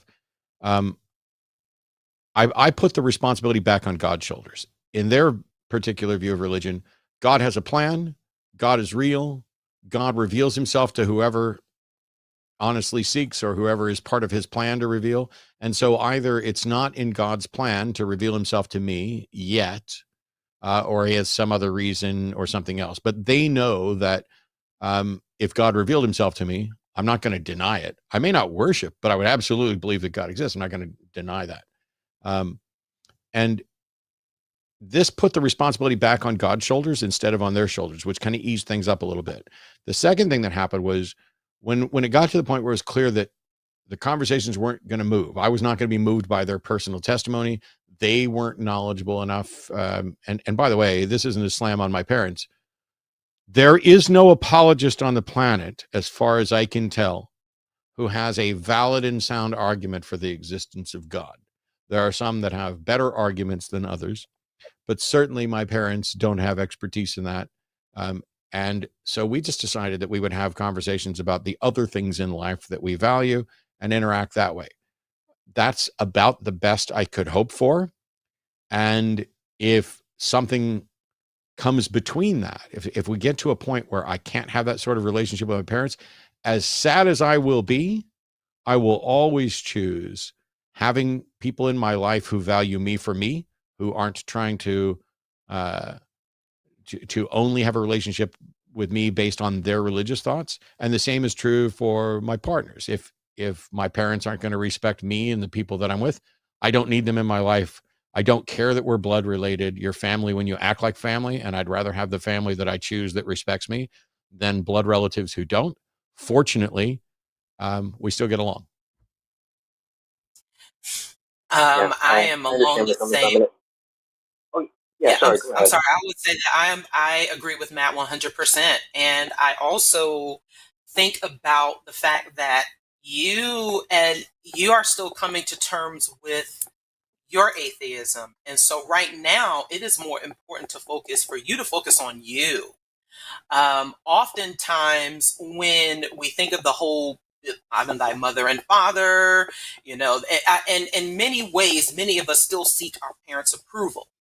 And I think that that's probably one of the most challenging things to let go of when it comes to this dynamic, especially when you are letting go of something that you were raised to believe and that they taught you to believe. It's hard. It's very, very difficult. But at this point in time, their feelings or what they think have to be secondary, because there is now a point where you have to develop that confidence in yourself to say that what I think and what I am coming to terms with is important, because otherwise you'd still be living your entire life for your parents or the approval of them, and as an adult, that isn't always going to be possible, and this can still happen even after they pass, and we don't even realize that we're doing it. So I would just add to that. It is definitely going to be more important that you definitely choose you, and the understanding that you have come to the conclusion that you have come to, and that it does not. If it changes you for the better, great. The only thing you can do is to just continue to demonstrate that, and continue to continue to remain the person that you are, and continue to grow in that. And if your parents accept you as that person, then great. If not, then as challenging as it may be, like Matt said, you may have to. There may need to be some distance created. I wouldn't disagree with that. Well, when I was talking to the call screener, I definitely said I wanted a quick conversation, and you guys have helped a lot. I haven't had to say much. It is very difficult. coming out of this, especially with the community I built up, the religious community, and then finding yourself out of that. But yeah, I hope to maybe give you guys a call in another few months because I've still got a lot of ground I've got to cover. But it's just Absolutely. nice to touch base with you guys again. So Okay. Call back whenever you need. Don't forget about Recovering from Religion, where you don't even have to call. There's basically a hotline chat service there at recoveringfromreligion.org. But yeah, I've been looking at all of that. Call back. So. Yep. Thanks, John. Mhm. I really appreciate you guys. We No problem. we are grateful. All right. That doesn't always happen, by the way. I mean, it's coming up on, or in my 20th year of taking live calls on these subjects. And some people will be like, why on earth would you have these discussions? Because you're not going to change the mind of the person on the phone. You may be correct, but I don't just do it to change the mind of the person on the phone. I already know from neuroscience and other things that people are less likely to change their mind once they've made a public profession of faith. But what I also know is mirror neurons and how they impact people's perception of things. And when you see someone who has your views embarrassed publicly, you feel that embarrassment of having those bad views, but you're less likely to double down the way they are because you haven't been exposed in public. But at the end of the day, I do this because I want to find out if people have good arguments for the existence of a God or something supernatural, et cetera, because I'd rather not be wrong. And I'd also like to potentially help people to also not be wrong. And it's not so much that I'm trying to change the mind of the person on the phone as the other people who are listening. And when you have hundreds of thousands of people end up watching, various clips of this, hopefully for the good conversations, there are people who find that useful. And for others, it may just look like we're talking past each other and shouting each other down or whatever. I don't know. What I can appreciate over the years, Matt, and I'm pretty sure it may be different on other shows, is that, there's always this expectation that there's going to be tension and constant battle whenever we talk with believers. And in many cases, that is true. However, I've seen a shift in, like you said, the number of people who may have, John previously said he was, the last time he called, he was a theist. Yeah. Now he's an atheist. And I think that comes about from people being able to evaluate their positions based on the conversations that we have and them being diplomatic in a lot of ways. Yeah. And that caller's transition might have had very little to do with us initially. Whereas some people might find you and the first time they hear something about an atheist, it's weird. And the second time it's, I've heard that before. And the third time it's a pattern. And we could be somebody's first time, second time, third time, 19th time, whatever. All I want to do is make sure we're trying to have good conversations. And on that point, and it doesn't always work, but we have a caller from Oakland, Beto, pronouns are they, them, wants to talk about the ridiculous nature of this show. So Beto, welcome to the Sunday show, which is, we're ready for you to explain why it's ridiculous. Okay. Hi. How's it going?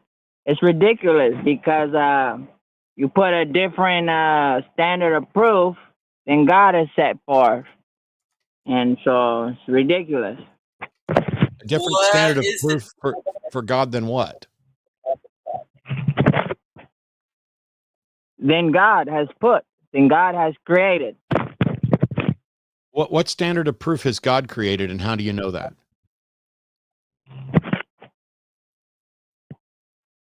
The standard of proof is faith. And how do I know? Because I have the faith.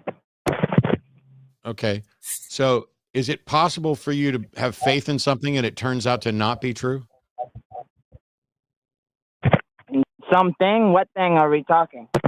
I don't know. Is it possible for you to have faith in any position and then it turns out to not be true? I don't know about other positions. Only I talk about God. Oh, okay. But you're saying that faith is the standard for truth. And so I'm asking you, is it possible? I know said for truth. Only I said for God. Okay. But so Okay. you don't think God is true? Of course. Okay. Is it possible? Okay. So you're saying that God can only be demonstrated by faith? Of course. How do you do that? What do you mean? How do you do what exactly? Well, First I'd comes like love, to. and then comes marriage. First comes love, and then comes marriage. Okay, is this kindergarten Right. theology? Are you actually being serious, or are you just wasting my fucking time? Right. Because first That's what it comes love, then sounds comes like. marriage has nothing to do with God or faith. So I'd like you to explain, how can I be confident that a God exists, and how do I tell the difference between a God that's real and a God that's not? So first, let me review what you said about kindergarten. Okay. First. No, hang on a second. I will let you address that, but I would like for you to answer the question of what method can you demonstrate, faith or otherwise, that can reliably allow me to tell the difference between a real God and a false God. That's the issue. And then if you can do that, then I'll let you address the kindergarten theology comment. Well, I don't think that's fair because you said that I first, don't and give it's a very shit. disrespectful. I don't give a shit what you think is fair. I'm not the one who said first comes love, then comes marriage in an argument about whether or not a God exists. Either you can present a method by which we can tell the difference between a real God and a fake God, or you can't. And if you can, then I'll let you address the kindergarten theology thing. And if you can't, then there's no reason for me to let you address the kindergarten theology thing, because you will have proved that that is the extent of your understanding of epistemology and theology. So how do we tell the difference between a real God and a fake God? Okay. Sure, I play by your rules, man, because it's your show, right? That's correct. You will. If I want to, which I guess You know I what? will. You know what? You have 5 seconds to begin explaining the thing I've asked, or I will hang up on you. How you like them apples? Okay. 1, Apples are okay. 2, they're good. 3, 4. So, hold 5. on. I'm telling. Let me tell you. No, you're not. No, you're not. Bye. See, I'm love to have these conversations, and maybe my troll sniffing radar is a little bit off. But if you're going to call in and say that God can't be demonstrated and is just a matter of faith, then you haven't been paying attention. And if you can't, when I ask for a mechanism to tell the difference between a real God and a fake God, if you have nothing for that, and if your McNuggets of wisdom are that first comes love, then comes marriage, when that is completely irrelevant to whether or not there's a God, then I don't think that you're playing seriously. The problem here is that I was a fundamentalist Christian for nearly 30 years and was studying to be a minister. That was my goal. I wanted to be the best Christian that I could be. I wanted to be the individual who fulfilled my obligation under 1 Peter 3:15, under the fraudulent passage at the end of Mark chapter 16, verses 9 through 20, which doesn't exist in the oldest and best manuscripts, but which includes snake handling and drinking poison, but it also includes the Great Commission to go out and spread the gospel, to be a vessel for the Holy Spirit to indict people about their fall from grace and their need for salvation through Jesus. I took your religion more seriously than you, sir, ever have. And for you to call in and it'd be such an embarrassment. I was a better Christian than you then, and I probably still am, but I'm not going to let you sit on the show and make a mockery of religion that other people took seriously. So, Christians, first of all, you can send your thank you messages in if you'd like to.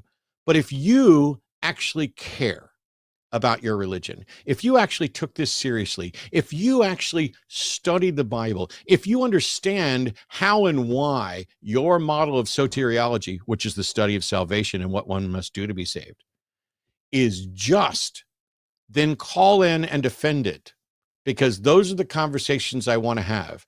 If you are out there as a Christmas and Easter Christian, I didn't have respect for you when I was a Christian, and I'm not going to fucking respect you now. You don't take this seriously. You don't know your Bible. You don't know I could preach a better sermon than you right now, despite being an atheist, than you could at any point in your life. How dare you call up with kindergarten level theology of first comes love, then comes marriage, and there's nothing but faith, and your show is ridiculous. No, you're ridiculous. You are an embarrassment. If there is a Jesus, he is currently embarrassed that you would call up and pretend to be a follower who understands any of this. Christians, start bringing your A game, or I'm going to let those D and F games through more often and just increase the workload that continues to embarrass your religion. So there you have it. There you I have saved it. everybody from that one. All right. We can do better. I know we can do better. We've got Nick in New York. Hello. So, hey, Nick, I'm not even gonna try and dig in right now. It just says that you're a theist, the pronouns are he, him, and that you have a question regarding the evidence that atheists are looking for. So ask your question, and we'll start with Mandisa answering. Thanks so much for taking the call. First time caller, so I'm a little nervous, but I've been watching some of your content recently and learning a lot from it. I'm calling in today because I've recently had a number of conversations with an atheist friend of mine. And one of the questions that's come up for me is, what kind of natural evidences are atheists asking theists to produce? My understanding of what atheists are saying is that they are not compelled by things like cosmological argument, the fine-tuning, stuff like that. Like, they're not compelled by the current arguments or evidences being put forward. And so I wrote this down. I'll just read it off my phone here. It's a couple of questions in order. It's, what would an example of something expressed through the natural order be? What would an example of something expressed through the natural order that you believe would be a good evidence for a God beyond the natural order? What is it about that thing that you believe would be compelling? Do you believe it would be universally persuasive to everyone, everywhere? And how would it not be vulnerable to being dismissed as having a strictly natural origin? So those are my questions. Well, so there's a lot that can be answered, even in, I can give a response that answers multiple questions.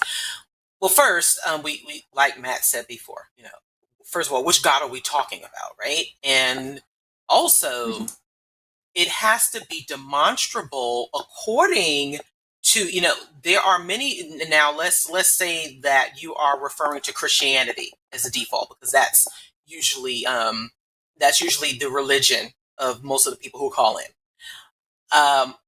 If the God of the Christian Bible, as described in the Christian Bible, could actually appear in the form, what is considered a natural form, as described in the Bible, and perform all of the miracles beyond any sort of reasonable doubt, that leaves no room for interpretation, that leaves no room for debate, then it would be plausible that we would consider that it's real. I mean, that on its face, and I know that Matt will probably have a much more detailed answer than that, but according to what we are asking for evidence based on what you believe, and also that can be demonstrated through the scientific method, or what can actually be shown and demonstrated according to what you believe.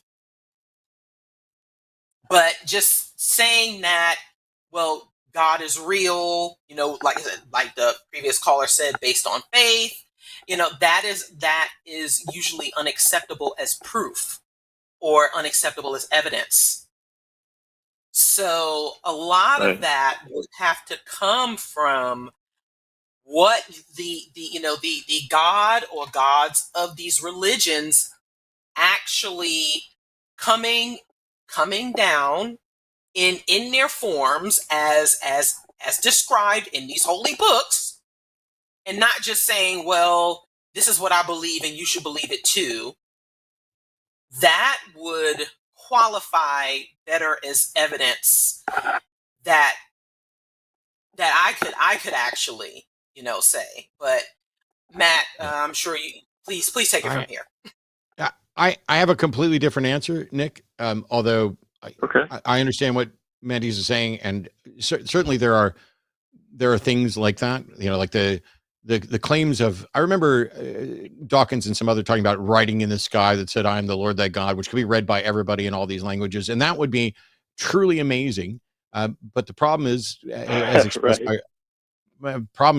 by Arthur C. Clarke, is that how do you tell the difference between a technology that you don't understand, in which case you might be deceived by some advanced intelligence, and a God? Because to people who don't understand the mechanism, as any sufficiently advanced technology is indistinguishable from magic. And so, as a matter of humility, I find it generally arrogant to say, for somebody to say, "Oh, here's the evidence that's convinced me of a God," because that implies that you can tell the difference between a God and a sufficiently advanced intelligence. But in either of those cases, I'd have to acknowledge that an advanced intelligence exists. Whether or not it qualifies as a God is a second story. And so, in order to say, here's the evidence that I would need, we'd need a definition of the characteristics of a God we're trying to demonstrate, which Mandisa had already addressed. But I think for virtually any proposed God, and this ties to like the God of classical theism, that whatever it would take to convince me personally, that God absolutely already knows exactly what should convince me, and that God should be capable of doing the thing that would convince me. And the fact that this hasn't happened means that either that God does not exist, or that God doesn't want me to know that it exists yet. Either way, it's not my problem. It's like saying, if you said, "Hey, what evidence would convince you of a Loch Ness monster?" I'm like, okay, well, we kind of have a good understanding of what a Loch Ness monster supposedly is. And so I would say just produce the actual animal would be the evidence. Everything short of that, like we've seen with Bigfoot, we've got footprints or grainy footage and stuff like that.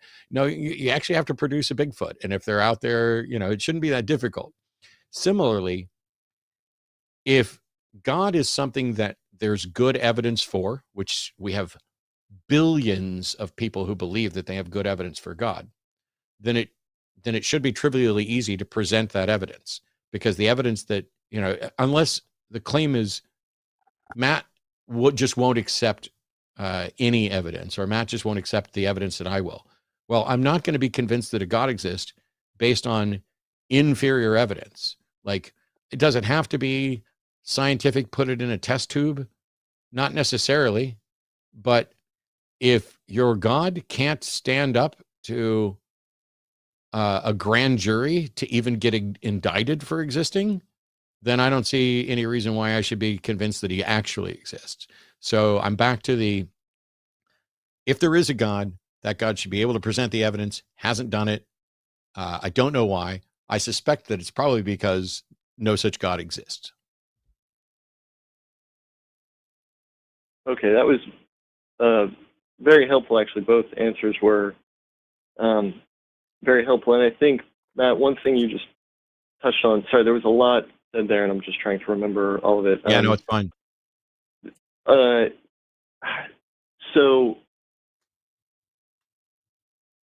sorry, I'm just trying to formulate this thought. I agree with you, by the way, that with the answer you gave in terms of if God actually exists, either he does not exist, or if he exists, he has not taken the necessary steps to convince you individually, personally. And I think that's why I began my question with the idea of natural evidences, because I think one of the things I'm trying to iron out is it seems to me that any any natural evidence for anything beyond nature, anything beyond nature that expresses itself or wants to express itself through nature, it would be vulnerable to those evidences being dismissed as having a strictly natural origin. Does that make sense? At least the idea that I'm trying to express. It seems like we could. Sorry, my introvert is coming out. There are more words in my head that are making it to my mouth, so I will try. You're fine. I want to make sure I understand this. So try and do it one more time, just to make sure I understand it. Sure. If there's something beyond nature that wants to provide natural evidences for itself, in order for those evidences to register with us as a part of nature, they have to be expressed through the natural order in order for us to detect them. Yes, the way I've phrased the way I've phrased that for years is this. If there is a God, it either must manifest in some detectable way within reality. Okay. In order for us to be able to detect it. Otherwise, people are running around claiming that they've detected the undetectable. So if there is a God that doesn't manifest in any detectable way, that God is indistinguishable and logically identical to a proposed God that doesn't actually exist. So we have to have something in reality that we can point to that says, here's the thing that I see, that you can see, that is a manifestation of God. And then basically another version of what I'm saying is, what will convince me that a God exists? A valid and sound argument supported by evidence tying it to reality. And so I'll use one tangible example. I watched a video of yours on the cosmological argument, and I don't want to make you go through the whole thing again, but that seems to be an example of something that is an argument based on empirical data adding up cumulatively to a deduction about the nature of the origin of physical reality. So just to put it out there quickly, if there's anybody in the audience that doesn't know it, it would go like this, and please correct me if I've gotten this wrong. Anything that begins to exist has a cause would be premise 1. The universe began to exist would be premise 2. Therefore, the universe has a cause. Anything that is an originator of something is by definition not sharing in the nature of what it's originating, because if it is, it's not the originator of it, it's just an extension of it. So if there's an origin to space, time, matter, and the physical laws and constants, the originator of those things must by definition be spaceless, timeless, immaterial, and not beholden to the physical laws and constants. The only data that we have that I can think of an example of something that's immaterial and spaceless, timeless, and immaterial would be something like numbers or something like a mind. Numbers cannot cause something to exist, but a mind can cause things to exist.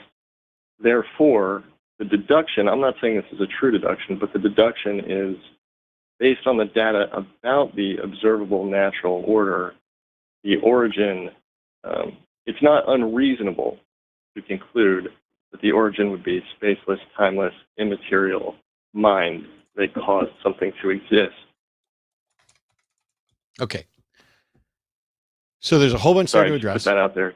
There's a whole bunch there to address. I just wanted to give one example of a data thing, but please go ahead and tell me where I got it wrong.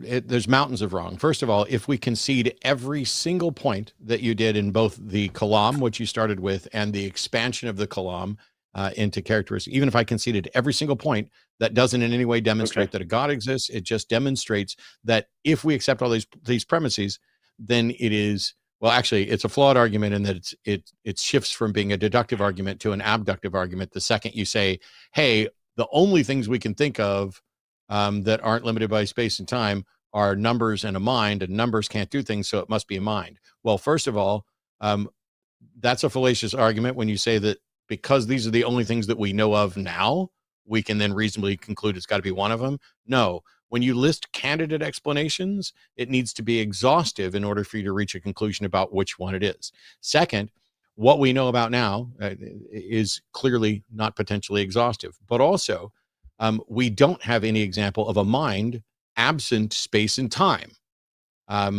So when you list that as a potential candidate, there are zero examples of a mind absent space and time. You know, if you're going to point to data about this, but also the Kalam cosmological argument, which you start with, concludes with, therefore the universe has a cause. But both premises have problems and haven't been demonstrated.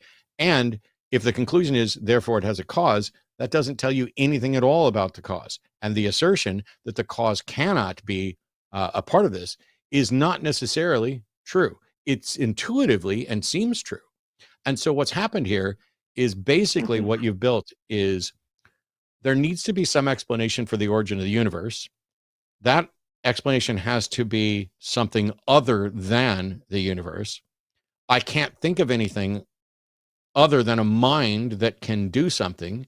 And I'm going to assume that the creation of this universe was an intelligent, intentive act by an agent. Therefore, a mind is not outside the ballpark of reasonableness.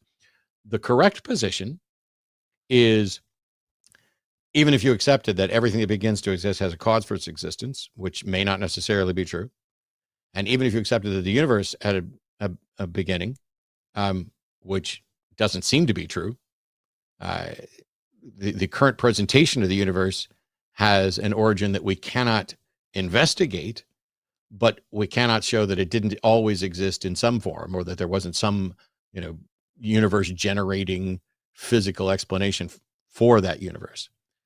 So what you're doing is you're multiplying assumptions, kind of, to say, hey, it's not unreasonable to conclude that there's a God. And while it may, you may be able to get to, it's not wholly unreasonable, that doesn't in any way demonstrate a God, and certainly doesn't tell us anything about the characteristics of that God, or what that God wants, or enough for anybody to get to any religion.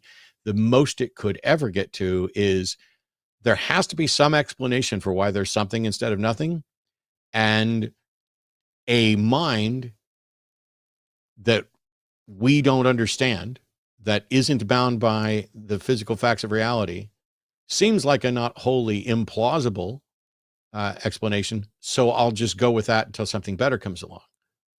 But it's not a deductive argument. It's not actually supported by data, because you don't have a data. What is the data set of minds that exist absent a brain?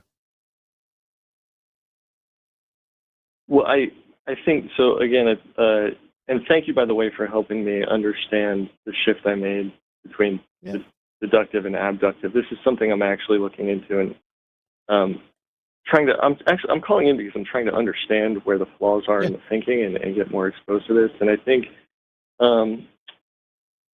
so in terms of the data, I'll take it in reverse order.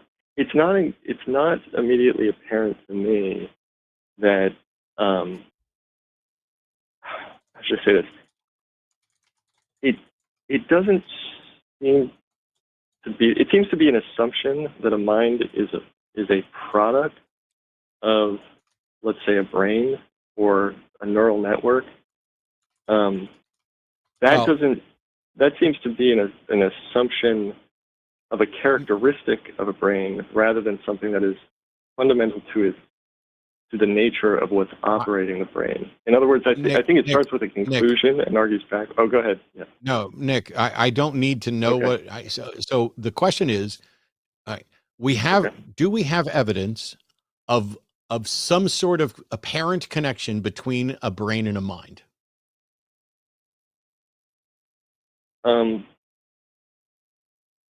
I think I understand your question. Are you asking for specific, like, scientific data that would say what is the connection between a brain and a mind? Is that what you're asking me? No. Okay. I'm sorry. I'm trying. Just listen to the question and answer the question. Okay. Is there do we as human beings tend to presume a strong correlation between a brain and a mind, to the point where some philosophers would argue that the mind is what the brain does, and that we have no examples of a mind absent a brain?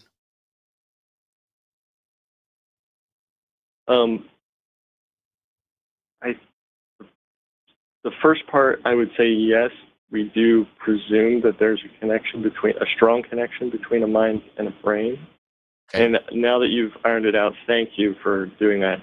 I would say I cannot think of any examples of a mind being something that's separate from a physical entity, like a human being with a brain. Sure. Okay. I'm not trying to set up a trick. I'm genuinely just I understand, and I appreciate it. Hang on. Oh, sorry. I'm genuinely just trying to get this clear. So when you had this objection a moment ago, and you can go back and rewind it, that when I asked if we had any examples at all of a mind that isn't tied or seemingly tied to a brain, your objection was that this assumes that a mind is merely a product of a brain, and that's not true. I don't need to know whether or not a mind is only a product of a brain or whether it seems to be a product of a brain. There's just in simple set theory of all the examples of a mind, I'm not aware of any of them that aren't tied to a physical brain. And nobody's been able to present a case for them, to a physical brain being not necessarily the meat in my head, but, for example, computer hardware, basically the neural network type structure that could produce something that might be viewed as a mind. But I like your explanation better of, I have no examples of a mind that is in any way disconnected or not tied to something physical. And in order to assert that there is a mind as a potential candidate outside of the physical realm, you would need some example to show that that is a good potential candidate explanation. And until that happens, it does not get to be considered a candidate explanation. It's just like saying there may be, and I'm not saying this to be facetious, there may be universe creating pixies, but we don't have evidence for the pixies. And until we do, we don't get to consider them a candidate explanation. Now we're in a really bad position where when we're trying to explain a phenomenon, we have to, one, list potential candidate explanations, and those can only come from things that we can demonstrate. Otherwise, we could just say, well, it's magic, well, it's fairies, well, it's unicorns, well, it's gods, well, it's demons, whatever. So we only get to list those candidate explanations, but we're doubly stuck, as I mentioned earlier, because our list of candidate explanations at one moment in time may not be exhaustive. And this is one of the reasons why we rely so much on strict adherence to logical syllogisms and propositional logic in particular, because we know, thanks to Aristotle and his band of merry logicians, that there are only 256 unique syllogistic forms, and we know which of those structures are valid and not valid. And because of that, because we now know this structure is valid, if P then Q, P then Q, we can then plug in data or things that we accept and know that, I'm sorry, my medicine's making me indigestion at the moment. Know that true premises lead to true conclusions. And so when you're objecting to, hey, I think it's a mistake to say that minds come from the brain. Okay, I didn't say that. All I did was ask the question, do we have an example of a mind not being tied to physical, whether it's brain or not? And until we do, we don't get to list that as a candidate explanation for anything, because you have to demonstrate possibility and you have to demonstrate a candidate explanation. Does that make sense? It does, and well said. And I think it was very clear, and it helped me track with it. I think the reason I brought the mind up, just to put it in context, is because part of the original line of questioning and reasoning that we were going through, which I'm forgetting now. Oh, it was about tying our conclusions to data. And to what data? The conversation, the question you asked when we got into there was something you said when we got into, it prompted me to start talking about the cosmological argument, because that seems to be an example of an argument that is, I'm not saying it's true, but it's tied to data and drawing a reasoned conclusion from data. And so, for example, like one thing I was trying to iron out with my friend is he said something similar to what you said with it could be pixies that caused this, or it could be fairies, or he said it could be an infinite expansion and collapse of an infinite series of universes. And part of my response to him was that seems to be conjecture that is, I'm not saying that's not true, but it seems to be conjecture that is not tied to empirical data, whereas even though all scientific data... Isn't God conjecture that's not tied to empirical data? That's why it's an apt analogy. And I'm glad... okay, yes, and that statement, as said, is broad enough to include things that I would say both yes and no, but just to kind of round out the point I was making, I would actually agree that in terms of arguing about a first cause, that's not going to really tell you anything about the nature of the characteristic of the cause. I would not make a case for any specific religion or theism based on the cosmological argument, any more than I would make. I can make certain evaluations about anybody's nature when I look at them, but I can't really know anything about them until they speak and tell me about themselves. And so I would say that's the gap between, theism or belief in God and a specific theism, a self-revelation of God. And my questioning is strictly about God in terms of a first cause.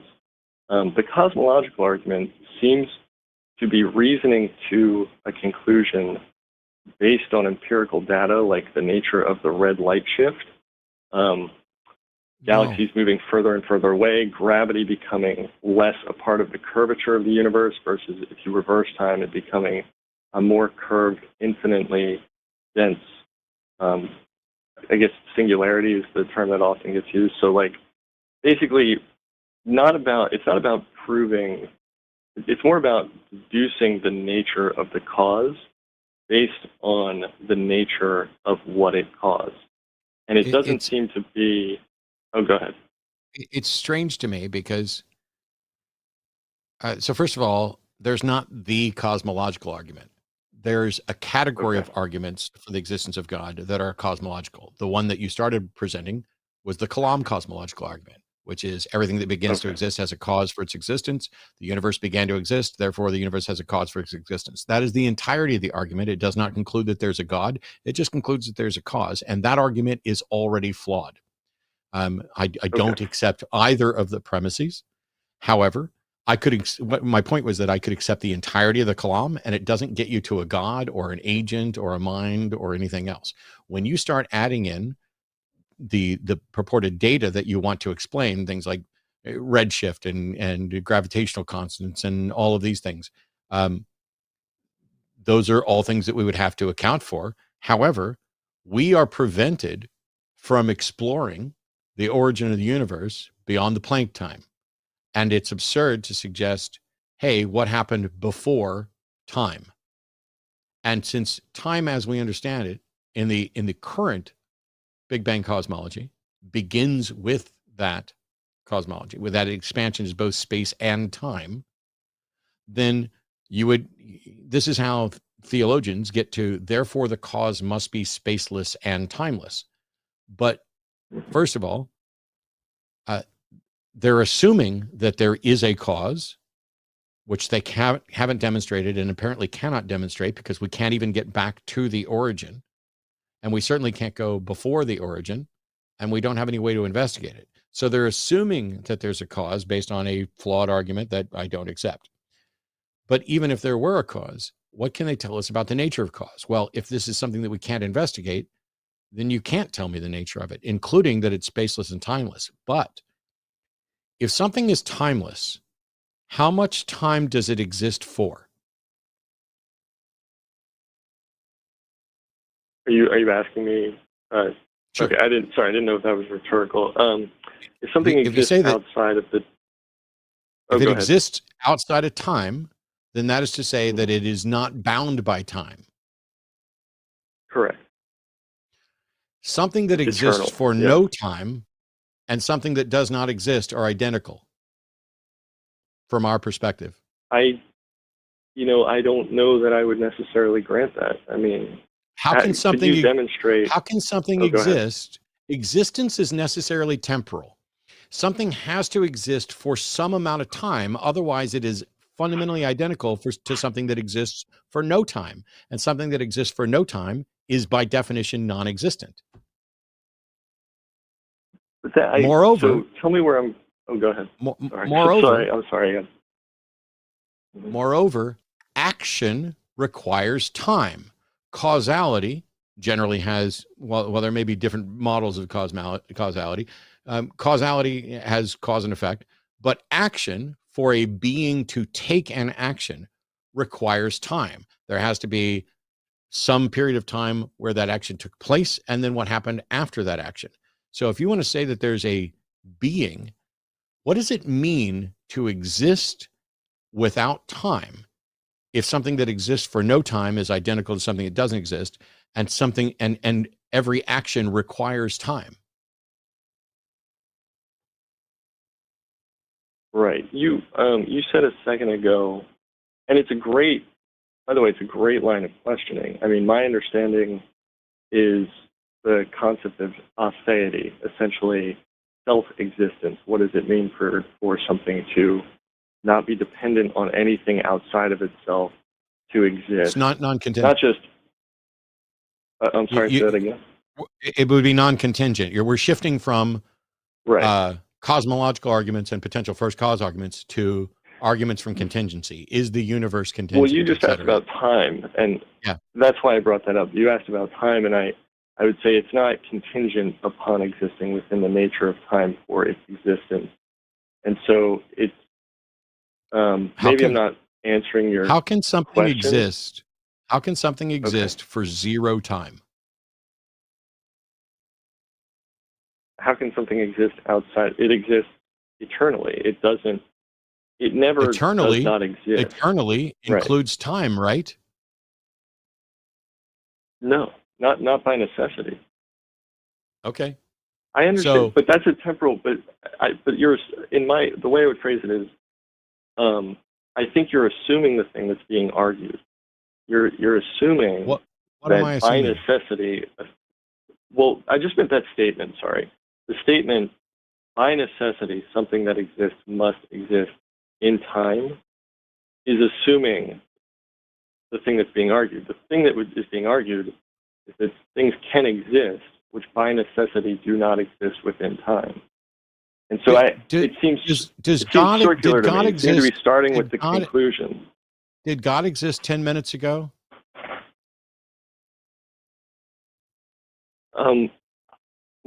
God exists at all possible times because he exists outside of the nature of. That's not what I asked. By way of analogy, did God exist 10 minutes ago? Yes. And God exists now, and God exists at every point in the last 10 minutes. Correct. Okay. So if time began with the Big Bang, which is what the current model suggests, then the concept of before the Big Bang is nonsensical. And I don't know what it means to say that there's a being that has existed outside of time, because existence is necessarily temporal. Something that exists for 0.000000 seconds doesn't exist, right? And this is why I would say, and please interrupt me if I'm getting this wrong, I would say it's not apparent to me that by necessity something that exists has to be therefore be temporal. And that's what I meant by circular. What does it mean? Oh, go ahead. So something that exists for exactly 0 seconds and something else doesn't exist. How do you tell the difference between those two things? It's eternal. No, answer the question. It's eternal. Okay. No, you don't get to just come up with eternal. Eternal is a concept that is also temporal. Something that exists for 0 seconds. Hang on. Something that exists for 0 seconds and something that doesn't exist. How do you tell the difference between them? Something that exists for 0 seconds and something that does not exist seems to be two ways of saying the same thing. Okay. How many seconds did God exist for before time? Seconds did not exist before time. So how many seconds did God exist for before time? God did not exist within time before there was time. Sure. So And that's what I meant by starting with the conclusion. Didn't exist. God, by your own admission, No. God before time did not exist. Well, you seem to be saying time is eternal. Would that be No, a I'm fair not. statement? No, I'm not. I'm sorry that you backed yourself into a corner. But something that exists No, for I'm 0 trying to seconds, understand you. I'm trying to explain it to you. How many seconds before time did God exist? The answer is none, because there weren't any. No, it's right? not. It's not. None. That's the Then thing how that's many being argued. how many seconds did God exist for before there was time? God existed by necessity before time. It would be the How claim. many But that would get us seconds? into a How many seconds did God exist for before time? time did not exist before God How created many it. So seconds did God exist for before time? God, I understand the question. I do. How many I genuinely seconds? Then do. why won't you fucking answer it? How many seconds did God exist for before time? God created time. Okay, we're done. So Nick. what do you mean before? I appreciate Okay. Nick, we're done. We're done. I appreciate the Okay. conversation. I'm sorry that we couldn't reach some sort of understanding, because as soon as we got to the Me point too. where you were presenting something that was directly in contradiction, you just repeatedly refused to answer the question. And I have no more patience for that. We got a show to do. Thanks. Can I offer just Nope. You can't offer anything. I gave you multiple. And meanwhile, we're sitting here having a back and forth while Mandisa's eyes are glazing over, going, am I ever going to get to speak? And are you ever going to get the point? I'm so full from that word salad. Sorry. I mean, the word salad that he was dishing out there. But yeah, I actually was, I was responding to an inquiry. There's an indigenous person who reached out via the website and wanted to know, could they participate with Black non-believers? And the answer to that is yes, anyone can participate with Black non-believers. You do not have to be Black in order to support or participate with us. Just an FYI. I just need to throw that in there. Yes. For anybody who got lost in that, I'm not going to go through it all again. Just go back and rewind. And I'm not asserting the position is one of, can something, anything, exist outside of time?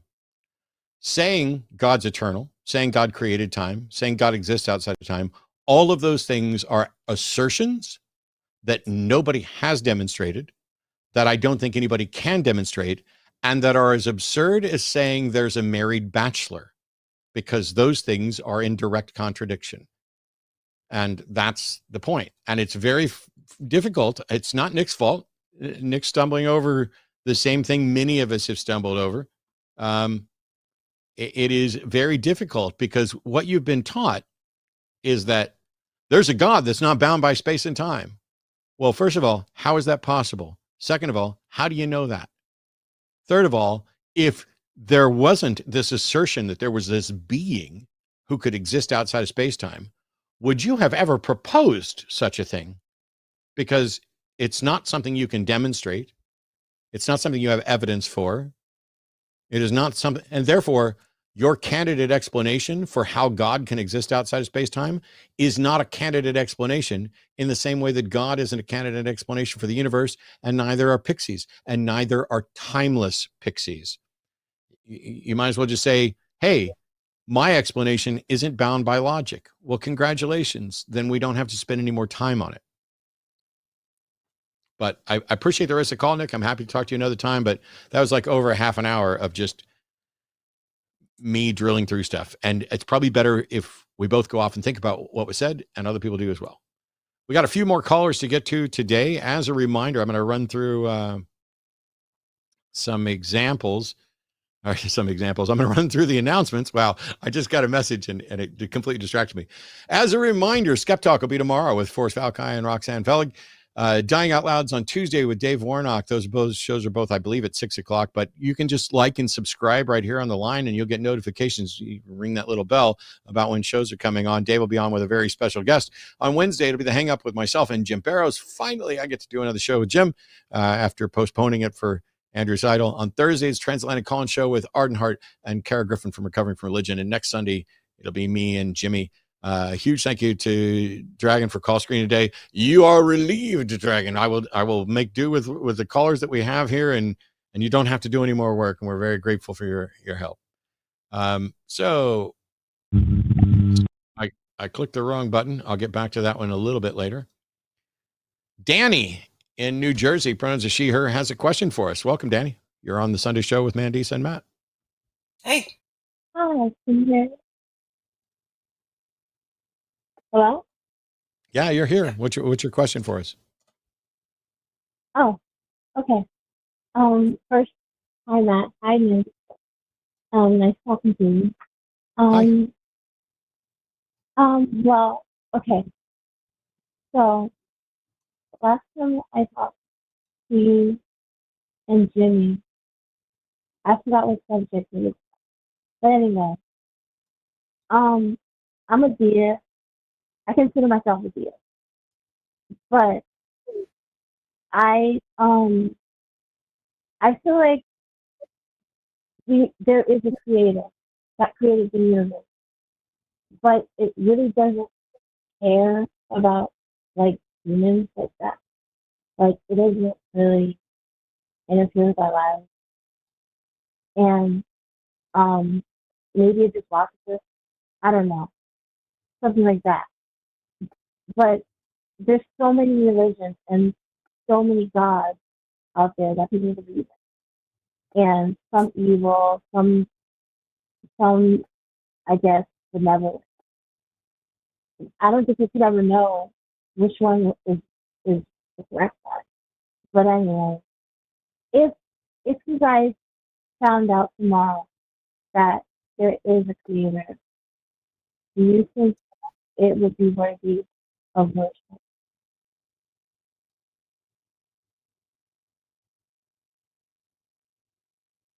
Did you catch that, Mandisa? Yes, I did. And I just want to make sure I have that correctly, Danny. You said that if there was any God that appeared like tomorrow, would it be capable of worshiping? That is what you said, correct? Worthy of worship. Or would it be worthy of worship? Would it be worthy? Okay. Sorry, is it hard here? Well, I think that for the question is whether, I mean, it's not about whether we would think that it's worthy of worship. Do you think it's worthy of worship? We're going to, because you're the deist, you're the believer. And like you said, there are so many purported gods that are, in folklore. But that would be a question for you to answer. What qualifications or what would make it worthy to you to believe if it came down? I guess if it appears that maybe showed itself and it did interfere with I don't know with our lives. Because the thing is, I feel like even though the universe is like, and then I look at I'm a big nerd, so I like to like listen to podcasts and read about like space and the galaxy and read things about the different stars and whatever. But Danny, okay, sorry. I'm sorry. I'm having a real hard time understanding you. It's almost like there's a sock over the microphone or something. Is that better? No. No? Are It you on almost like a sounds cell phone or? muffled. Yeah, it sounds muffled a bit. I think I'm picking up most of it, but yeah, I know I hear what you mean, Matt. Yeah, I'm not. I'd love to address the question. Let me see. Let me take a shot at this because first of all, I genuinely don't Is understand why is anybody. that better? Oh, that is better. Okay. So I was saying that I I I I look at, like, the universe and the galaxy and just our planet, and I see so much beauty, and just it's it's a it's almost breathtaking, Okay. and it feels and it looks like someone with an imagination, they had to have made this. I Okay. don't know. I don't know either, but when I look at the universe, I see tons of beauty, and I see no reason to think that that beauty was the result of an intentional agent. Um, Why one not? of the things is, sorry, what? Why not? Because I've evolved to appreciate the world around me, and beauty is a subjective experience. Something that's beautiful to me may be hideous or ugly to somebody else. I love snakes and reptiles. I keep and breed them, but there are other people who are absolutely terrified. I have a bunch of snakes in the other room that I think are some of the most beautiful things I've seen, and there are people who don't find them beautiful, and in fact find them repugnant. The Same here. standard That would be I love me. Yeah. The standards of beauty that we find, there are certain things that generally we share. We find things that are generally symmetrical to be beautiful and things that are colorful to be beautiful. But there's nothing about that that suggests that it was intended to present us with beauty rather than we evolved to appreciate the certain things that are potentially beneficial to us because symmetry or a dissymmetry often suggests something that isn't healthy or potentially good. Um, preferring order to chaos, preferring symmetry to dissymmetry. Can you imagine if there was a God? That God could make a flower that is so beautiful you have an orgasm and die just from glancing at it. wow. That is inside the realm of possibility, and yet there are plenty of beautiful flowers. That have you ever looked at them with a black light or looked at them with a different spectrum beyond the visual? You're only seeing a tiny portion of what bees Yeah. see and what birds see. I have a collection of black lights downstairs at both 365 nanometers and 395 nanometers to light up different portions of the ultraviolet spectrum. I use that because when I shine it at my fish or my geckos or my snakes or any of that, you get to see patterns under those lights that you will never see with the naked eye. Now, to suggest that there's a God who created all this beauty that we see, what about all the beauty that we don't see because our eyes suck? And we've had to invent ways for our eyes to see what other animals see naturally. And it's the That's true. surprise that is beautiful. And so I don't see any reason to conclude that there's a God there.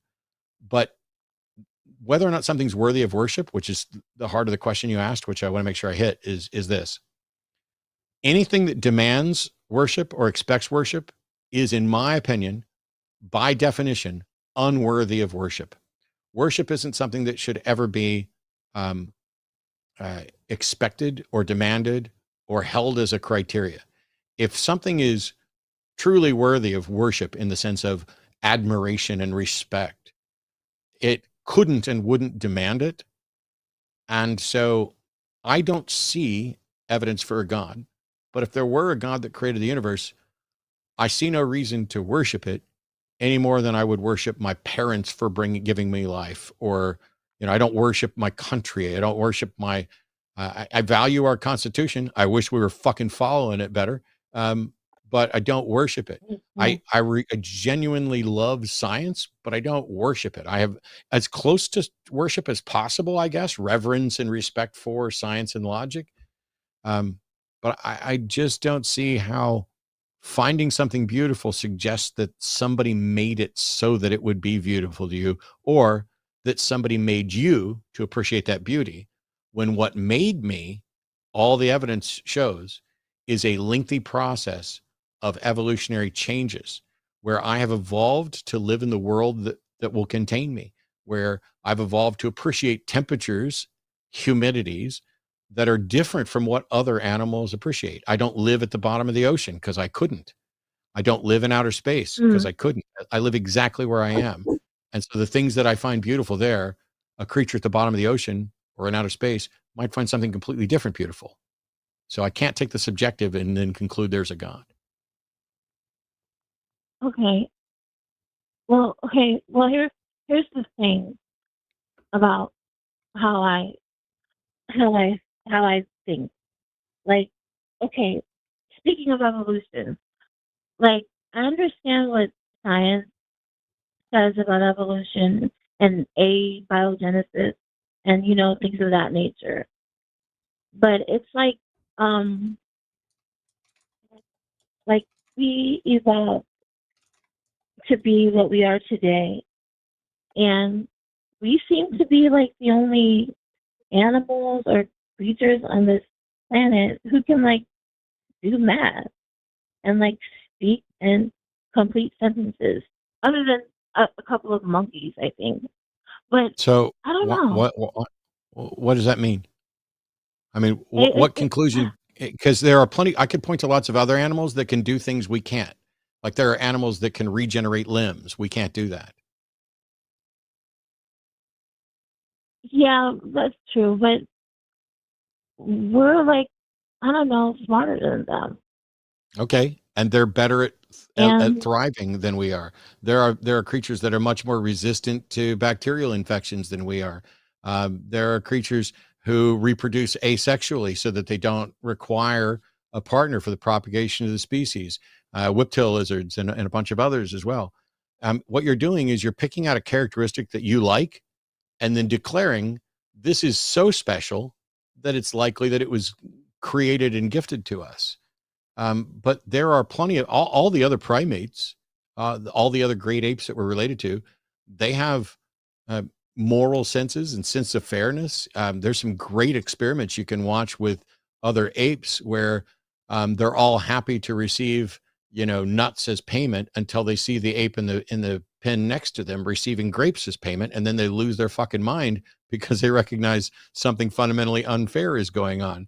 And so it yeah, is while communication is the thing that makes us who we are, that is certainly different, mhm. and one could argue that it's better. But what if that ability to communicate puts us in a position where we are inevitably going to destroy ourselves and our planet for everything else that's alive on there? How does that make it mean it's a good thing? Maybe reason isn't a good thing. Really? Hmm. I never I thought about I, it like I think that. it's a great thing, but I'm biased. Just like I'm always going to favor humans over other animals, or almost always. There's a few humans who I would let die while I save my own animals, but generally speaking, as a humanist, I'm biased towards humans because I am one. Because being biased towards humans benefits me, but I can't arrogantly just assume that humans are best. I don't think humans are better than every other creature or any other creature. I just think Well, they're I don't favored think we're by better. us. Well, your suggestion was we can do these things that other animals do, and that suggests some God created us with this ability, which would mean that we're special to that God, right? Because he didn't give those We're abilities to blessed other and animals. highly favored, which Yeah, is Um, yeah, I just think we're different from other yeah. animals. Me too. I, And what about that and difference? like, Go ahead. oh, well, no, what were you saying? The fact that we're different from other animals are also different from us. If you look at us and you look at 5 other animals, which one points to evidence of a creator and why? Hmm. Dolphin. Okay. The existence of dolphins points to the evidence creator. Why? Because like okay, we breathe through our nose and our mouth. They have 2 holes that they can breathe through, and they can Okay. swim underwater and hold their breath. They can, and they're mammals. Yeah. They can do all these things that we can't. Yeah. And Who dolphins have who protected who human who beings. came up with that? Why do you think it's a who? And why is it that you can look at a dolphin and say, who came up with that, and not do the same for a rhinoceros beetle or a slug? Why does it have to be a Oh, those who are that came up with it? beautiful. I think nature is beautiful, period. But That's not the I don't issue. know. You looked at dolphins and said they're evidence for a creator, and then you said, who came up with that? Why is the answer a who? Maybe it's it. Maybe I don't know. Yeah. The thing is, I see. I was raised as a Jehovah's Witness, but I never believed in that. I let it go a long time ago. Like when I was a kid, I was like, yeah, this doesn't seem right. But I don't know why. I know my belief in a creator. It's probably irrational. I might even be wrong, but I don't know why I can't let this go. Yeah. It's like Um, it's just what would you do? it. What would you say, Danny, if somebody came up to you and said, I have an irrational belief in something that I think may even be wrong? Well, how would you respond to them? Um. Well, I would tell them. I would tell them that being irrational isn't good for you, Yeah. and I would say something There like you this. go. We're all human and we're all um, prone to making mistakes. um, We're all going to be irrational about something at some point. But at the moment when you recognize that you have an irrational belief, you then have a decision to make. You need to decide, do I care more about whether this belief is true than whether it's comforting? Because we will mhm, maintain comforting beliefs that we believe are irrational because we value comfort over truth. But if you value truth over comfort, not only will you not maintain irrational beliefs once you recognize they're irrational, it will be impossible for you to do so because you don't choose your beliefs. You are either convinced of something or you're not. And when you make up your mind to say, if I recognize my reasons are irrational, I care more about truth and comfort, you'll just stop believing it. You may miss it and you may desperately flail about going, gosh, I wish I still believed that, or I wish I could find a reason or whatever, but you won't actually still believe it. We have to care mhm. about truth because while your irrational belief that there is a God could be true, you don't have a good reason for it.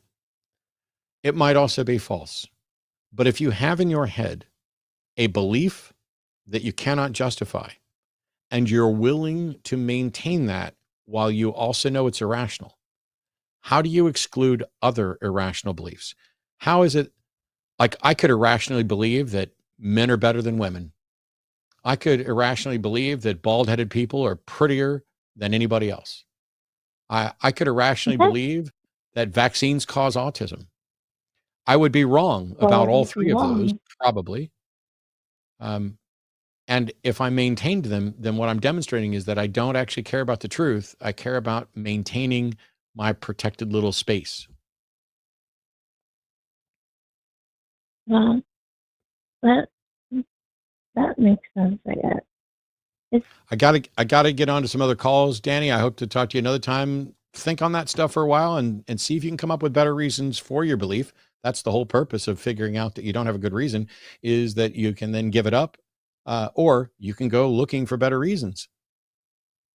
okay. You gave me a lot to think about. Thanks, Danny. I hope you do, and we hope to hear from you again. And nice meeting you, Mandisa. You too, Danny. Have a good day. And by the way, Mandisa will back me up. Bald people are just better looking than everybody else. Just a fact. Of course I do, Matt. No. Anybody who cuts their hair that short knows that this is the truth. It's not even a subjective thing. It's just objectively true. Mandisa and I are prettier than all the rest of you put together, probably. Right. That's right. Absolutely. We got a couple more calls. I actually do calls. have a thing for bald men too, though. Just the FYI. No, I'm just saying. We got a couple more calls to get to here. Anthony in Poland, pronouns are he, him, wants to talk about how to deal with theists that are asking for evidence. I'm hearing some weird audio artifact. Hi guys, how are you? Okay? Hello? We're okay. There's something strange with the line. Yeah, I have to let you go. I apologize, Anthony. I can't take this call. The audio artifacting is just absolutely awful. Yeah, that was pretty rough. Yeah. You have to call back another time. Maybe we'll see if we can do it better.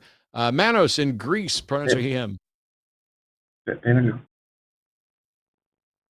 Manos, can you hear me? You're on the show with Mandisa and Matt. Welcome to the Sunday Show. Yeah.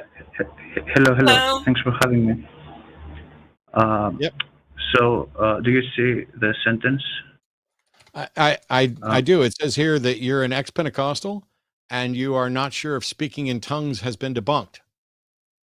Yeah. So, my point being that there are these claims that people have come to my church specifically, and they didn't know anything about speaking in tongues and all that, and someone spoke with their language, with their native language, and they didn't know that language, and it was meanwhile they were speaking in tongues while praying, and these stories are there are a lot of them, and I would like to know your opinion about that. My English is not great, sorry, but I hope you understand me. I'm confused because you said they were speaking their native tongue, but they didn't know that. How can it be their native tongue if they didn't know it? So I didn't word it very good. I meant someone came to a church. Someone came to my church, and they heard someone else speaking to their native language. So they understood what he was saying, but the guy that was speaking didn't know the language. Okay. So your question was whether or not speaking in tongues has been debunked, and this is a mistake to suggest that something needs to be debunked, because it may be unfalsifiable. It may not be the case that we can ever debunk it, and so the burden of proof is on the claim that speaking in tongues is something real that happened. And to date, I've seen no demonstration of either type of speaking in tongues being a real manifestation. One being speaking in angelic languages. I don't know how you'd ever prove that. That's where you see the TV preachers who are doing, there's no linguistic structure there. There's no identifiable function of language. It's indistinguishable from babbling. And so it hasn't met its burden of proof. The second type, which is what you described, isn't just glossolalia. It is the ability to speak in an actual language that you don't know. I don't know how you could demonstrate that someone doesn't know the language that they're speaking. And so I've seen no evidence to confirm that this is something that has ever actually happened, even though there are lots of stories about it happening. But there's also lots of stories about other things happening.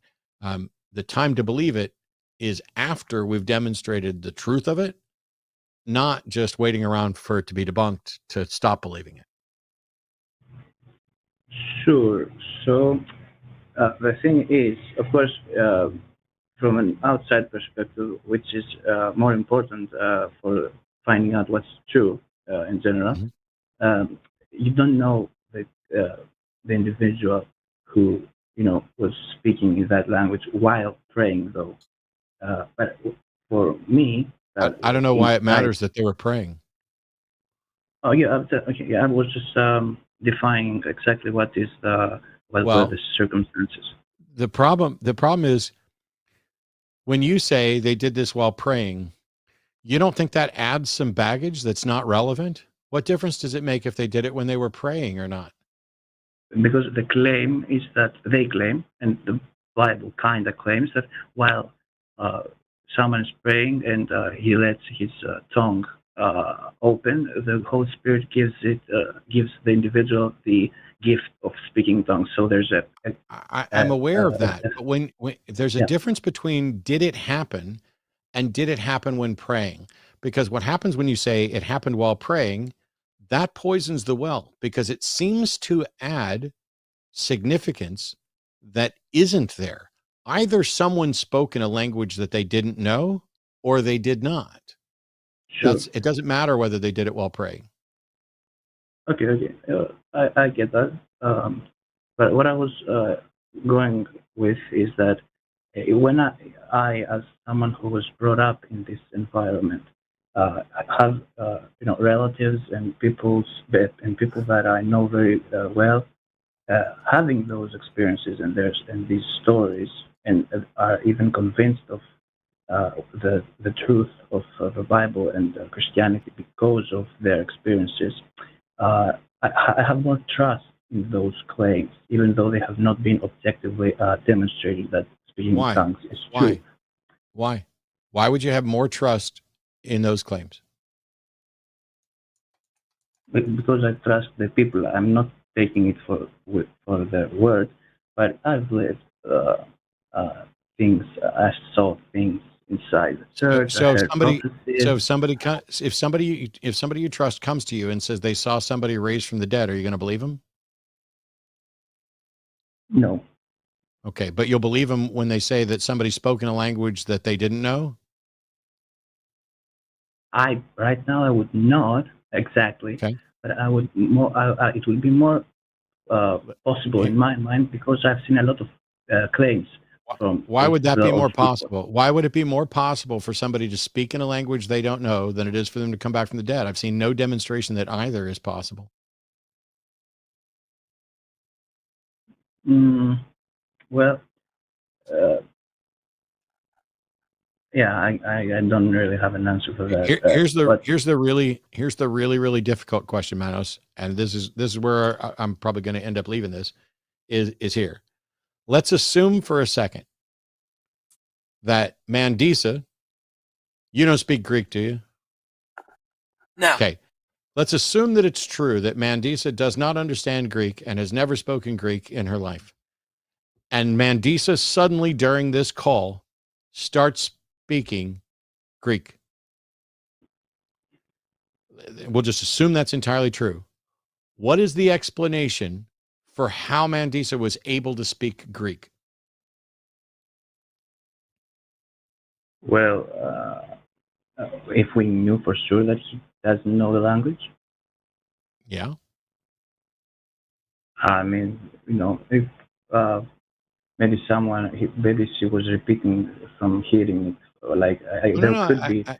I'm saying, if we knew for a fact, Mandisa had never spoken Greek, never studied Greek, didn't know anything about Greek, and she starts in the middle of this call speaking perfect Greek, what is the explanation for how she can do that? Do we know? Not really. Okay. If she starts praying and speaking in Greek, does that change whether or not we know how she's doing it? Well, then and even in the first question, maybe you have a claim that believers in Christ and Holy Spirit get this gift, and then you have a kind of a demonstration that someone who does not know the language can speak the language fluently. No, sir. If we don't know how she does it, it doesn't matter if she's praying or not. We still don't know how she's doing it. Okay. Then it would be though kind of interesting to investigate that, and what could you do about it? It sure would. And the thing is, when somebody says, "How can Mandisa speak Greek?" the answer, the one and only correct answer is, "I don't know." Okay, of course, I would like to point again out that I don't believe. I think this is the only thing that kind of comes in my mind, first of all. So, but if you have a claim that someone is a magician, a true magician, maybe not a magician, someone that can, do miracles, and they do the miracles, what does that mean? The only thing you know at that point is that they can do what they can claim they do. You don't know how they did it.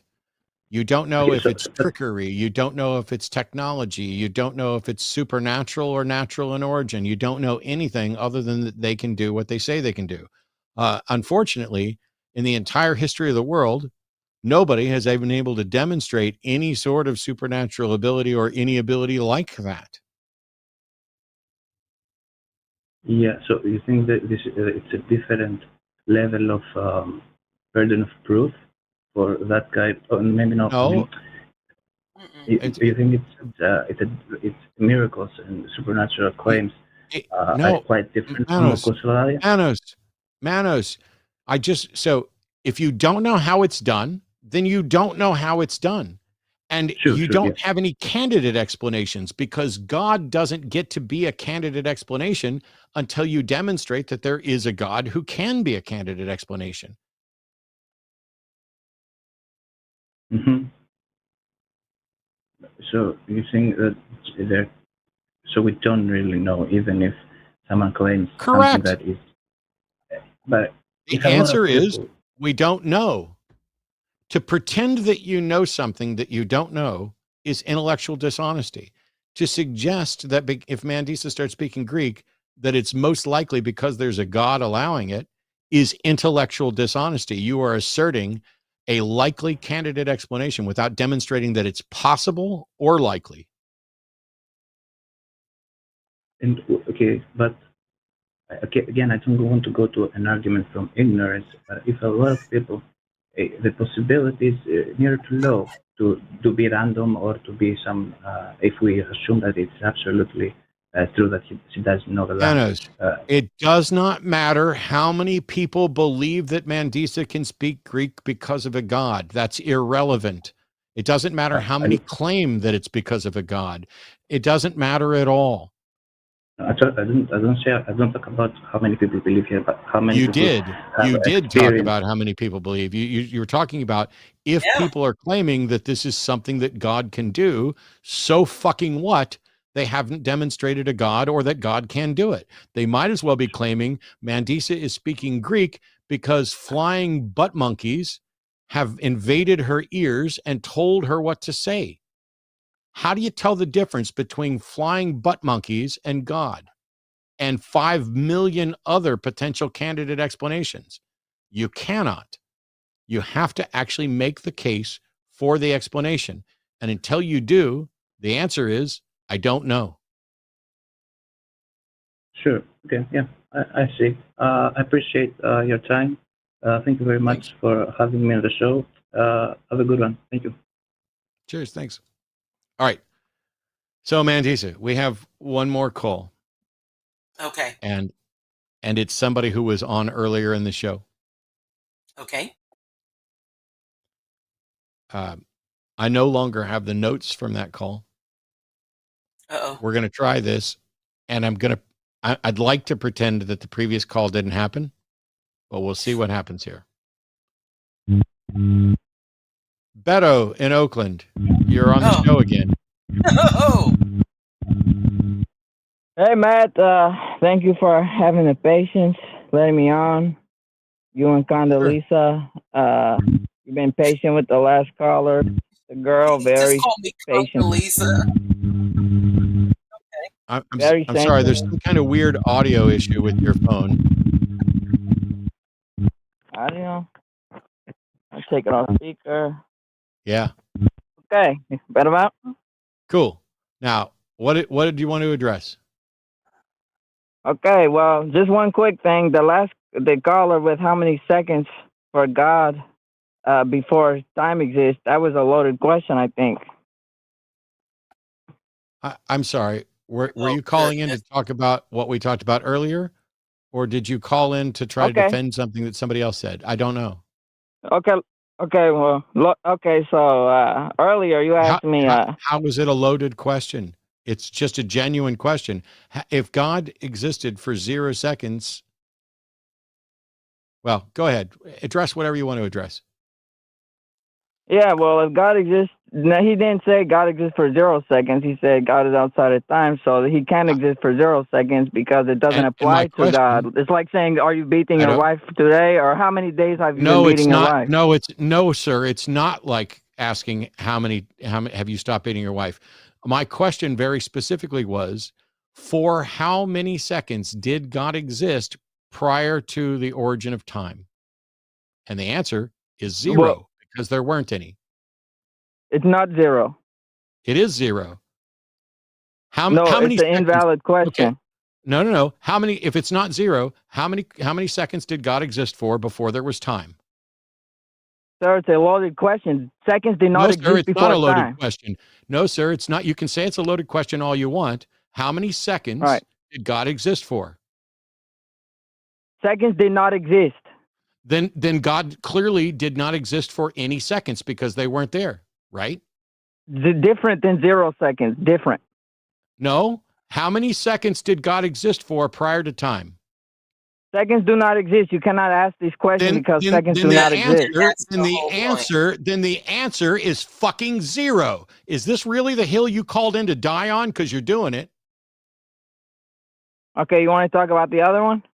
I want you to talk about whatever it is you called in to specifically talk about, because I've already wasted enough time on you, and now you're already ruining this call. So how about we do this? Let me restart. Here we go. Hey, everybody, as our final caller for today, we have Beto calling in. He's a theist, pronouns are he, him, and he wants to address something from earlier today. Beto, you're on with Mandisa and Matt. Welcome to the Sunday Show.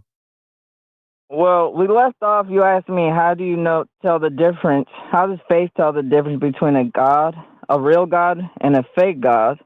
And my response is, for the believer, because the church is the bride of God. And so once you love God, then you have a marriage with God. Then you have a relationship with God. And when God loves you back is the evidence for the believer that it is the real God. Yeah. So all you're doing when you say evidence for the believer is creating a circular argument where it is entirely about belief.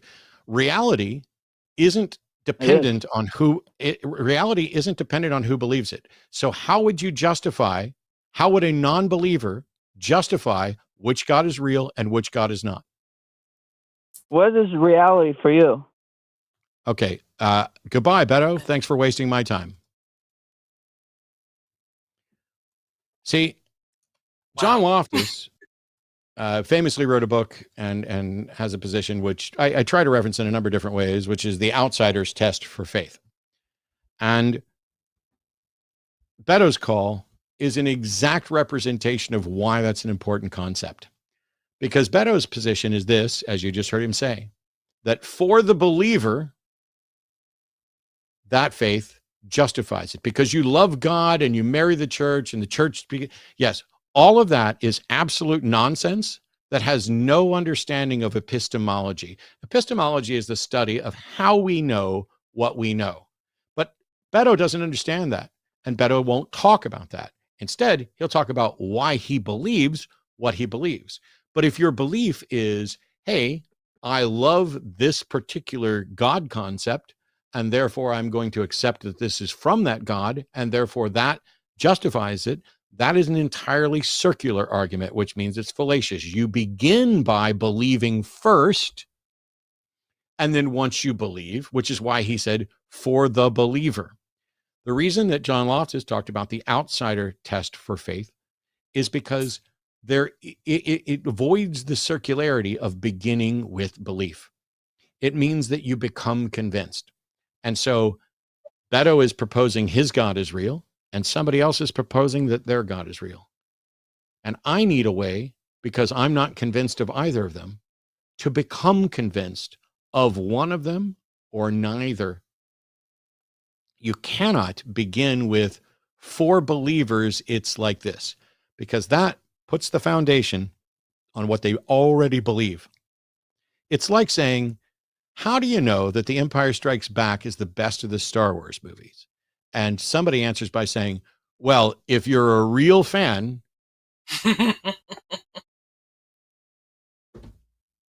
well, what if you're not a real fan of the Star Wars movie and instead you're a fan of the filmmaking process or writing and you have a different subjective opinion? Well, all of that's subjective. So how do we get to something that's objective? How do you know that The Empire Strikes Back was the second Star Wars film released? Because we have evidence for it. I was there when Star Wars A New Hope was released, and I was there when The Empire Strikes Back was released as the sequel. All of the available evidence points to it being second, which is a fact, an objective fact. Now, to deny that would be to deny reality. But I don't in any way have to begin with, well, first you must believe. You must use the Force. You must value this. This is what I meant by kindergarten theology. This is why I did a dissertation on why Beto does not take this seriously. Beto doesn't have an understanding of these subjects at all. Beto has bought into the notion of a God, believes that you love God and you become the church is the bride of God and all this other stuff. Yes, I'm aware that you buy into the doctrine. I'm asking you how to demonstrate that the doctrine is true. And your entire response was, well, if you believe, then it's true. And that's not the case. Mandisa. Yes. This has been a fun, if a little tiring on occasion, show. Before we wrap everything up, I know there's a link down below in the chat to blacknonbelievers.org/donate. Once again, tell people where to find you, because I don't know when we're going to get to have you back on the show. And I know that in much the same way that I support Recovering from Religion, I support Black Nonbelievers and other organizations that are providing great places for people to land on their way out of religion or to join those who may have never had a religion and yet are just tired of sitting in the corner at relatives' house trying not to start a fucking fight. So how do they find you and how can they get involved?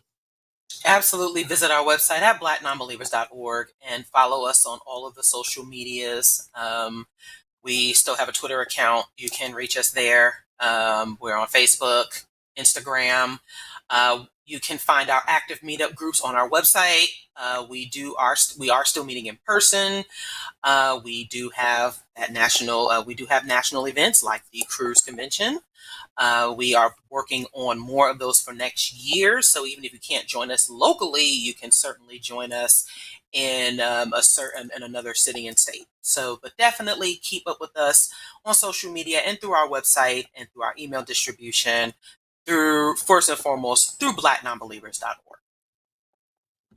Awesome, possum. Huge thank you to everybody for tuning in today and to the callers. Great conversations. They don't always end the way people like, but everybody who called today, yeah, sure. Everybody who called today is more than welcome to call back. I hope someday Beto will call back with something stronger than just affirming his belief and actually getting to why someone else should believe it. Because that's the real test. The real test isn't why do you believe it? It's why do you think someone else should believe it? And for years, I've been asking people, tell me what you believe and why. The what is important because we need to know what we're talking about. The why is you can tell me why you believe it. And then either I can agree with you and say, yes, any reasonable person should believe that, or yes, you should believe that, even though I shouldn't. Or you can give the reason why anybody should believe it. The information being available to any and all of us. And as it stands right now, while we don't know why there's something rather than nothing, other than it seems unlikely or impossible that nothing could exist, because then it would be something. Anyway, that's too heady for the rest of it. The fact that we have billions of people throughout history who believe that there's a God and believe that there's supernatural actors and realms. And when we begin to explore it, we find no reliable empirical evidence to confirm any sort of supernatural intervention. We find no detectable manifestation, just a lot of claims about manifestations, nothing we can demonstrate. Whether it's ghost stories, fairy stories, God stories, we're stuck. That doesn't mean that those claims aren't true. It means that we cannot be justified in believing that they are true. And it's not the fault of science or Mandisa and myself or anyone else that you, dear believer, accept claims that are not verifiable by science and that are not supported by valid and sound arguments. The notion that, well, there has to be some explanation for the universe is a powerful one. The question is, even if there is some explanation for the universe, what's your justification for thinking that you have the right answer or the likely right answer, and that it appeals to something that exists not bound by space and time? I don't even know what that means. I don't see any demonstration that that's a sensible construct any more than before time. The question of how many seconds, for how many seconds did God exist prior to the beginning of time, is 0. That answer does not preclude some meta time, which neither of the callers who tried to address this addressed.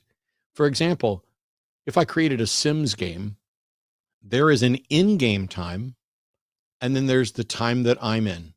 And I can pause the in-game time, and I am now separate from their space and time. And so their localized time isn't my time. And so the right move for theists would be to demonstrate, hey, if the thing that created us has to exist separately from space and time, that's our local space and time. Perhaps that thing exists in some sort of meta space and time. And maybe you're right, but you need to demonstrate that. And this is why they don't go down this route, because they can't. And because they open up to meta space and time, they open up multiverses and unknown physics and unknown potential causes. And the possibilities are endless, and it will not lead them to the place where they desperately want to go. When you're constructing arguments, you do not begin with your preferred conclusion and try to massage the premises to lead there. You begin with a hypothesis that attempts to explain observations. And then you look at the data, and from there you try to build a model that points to the most reliable explanation. And sometimes that answer is going to be, I don't know. Most of the time, that answer is likely to be, I don't know. And the time to believe that you have the right answer is once it's been demonstrated, and not one moment before. Thanks, everybody, for tuning into the Sunday show. We will see you on the various other shows, including Skeptalk tomorrow, Dying Out Loud Tuesday, Hang Up on Wednesday, Transatlantic Call-In show on Thursday, and then back here again on Sunday, and probably some stuff in between with Cause I Wanna. Take care of each other. Take care of yourselves. Bye-bye. Bye-bye. There's the scrolling credits that I'm not supposed to talk over because we don't ever mute my mic, which means they're hearing me right now. And you know what? I don't care. Oh, I was supposed to do a striptease from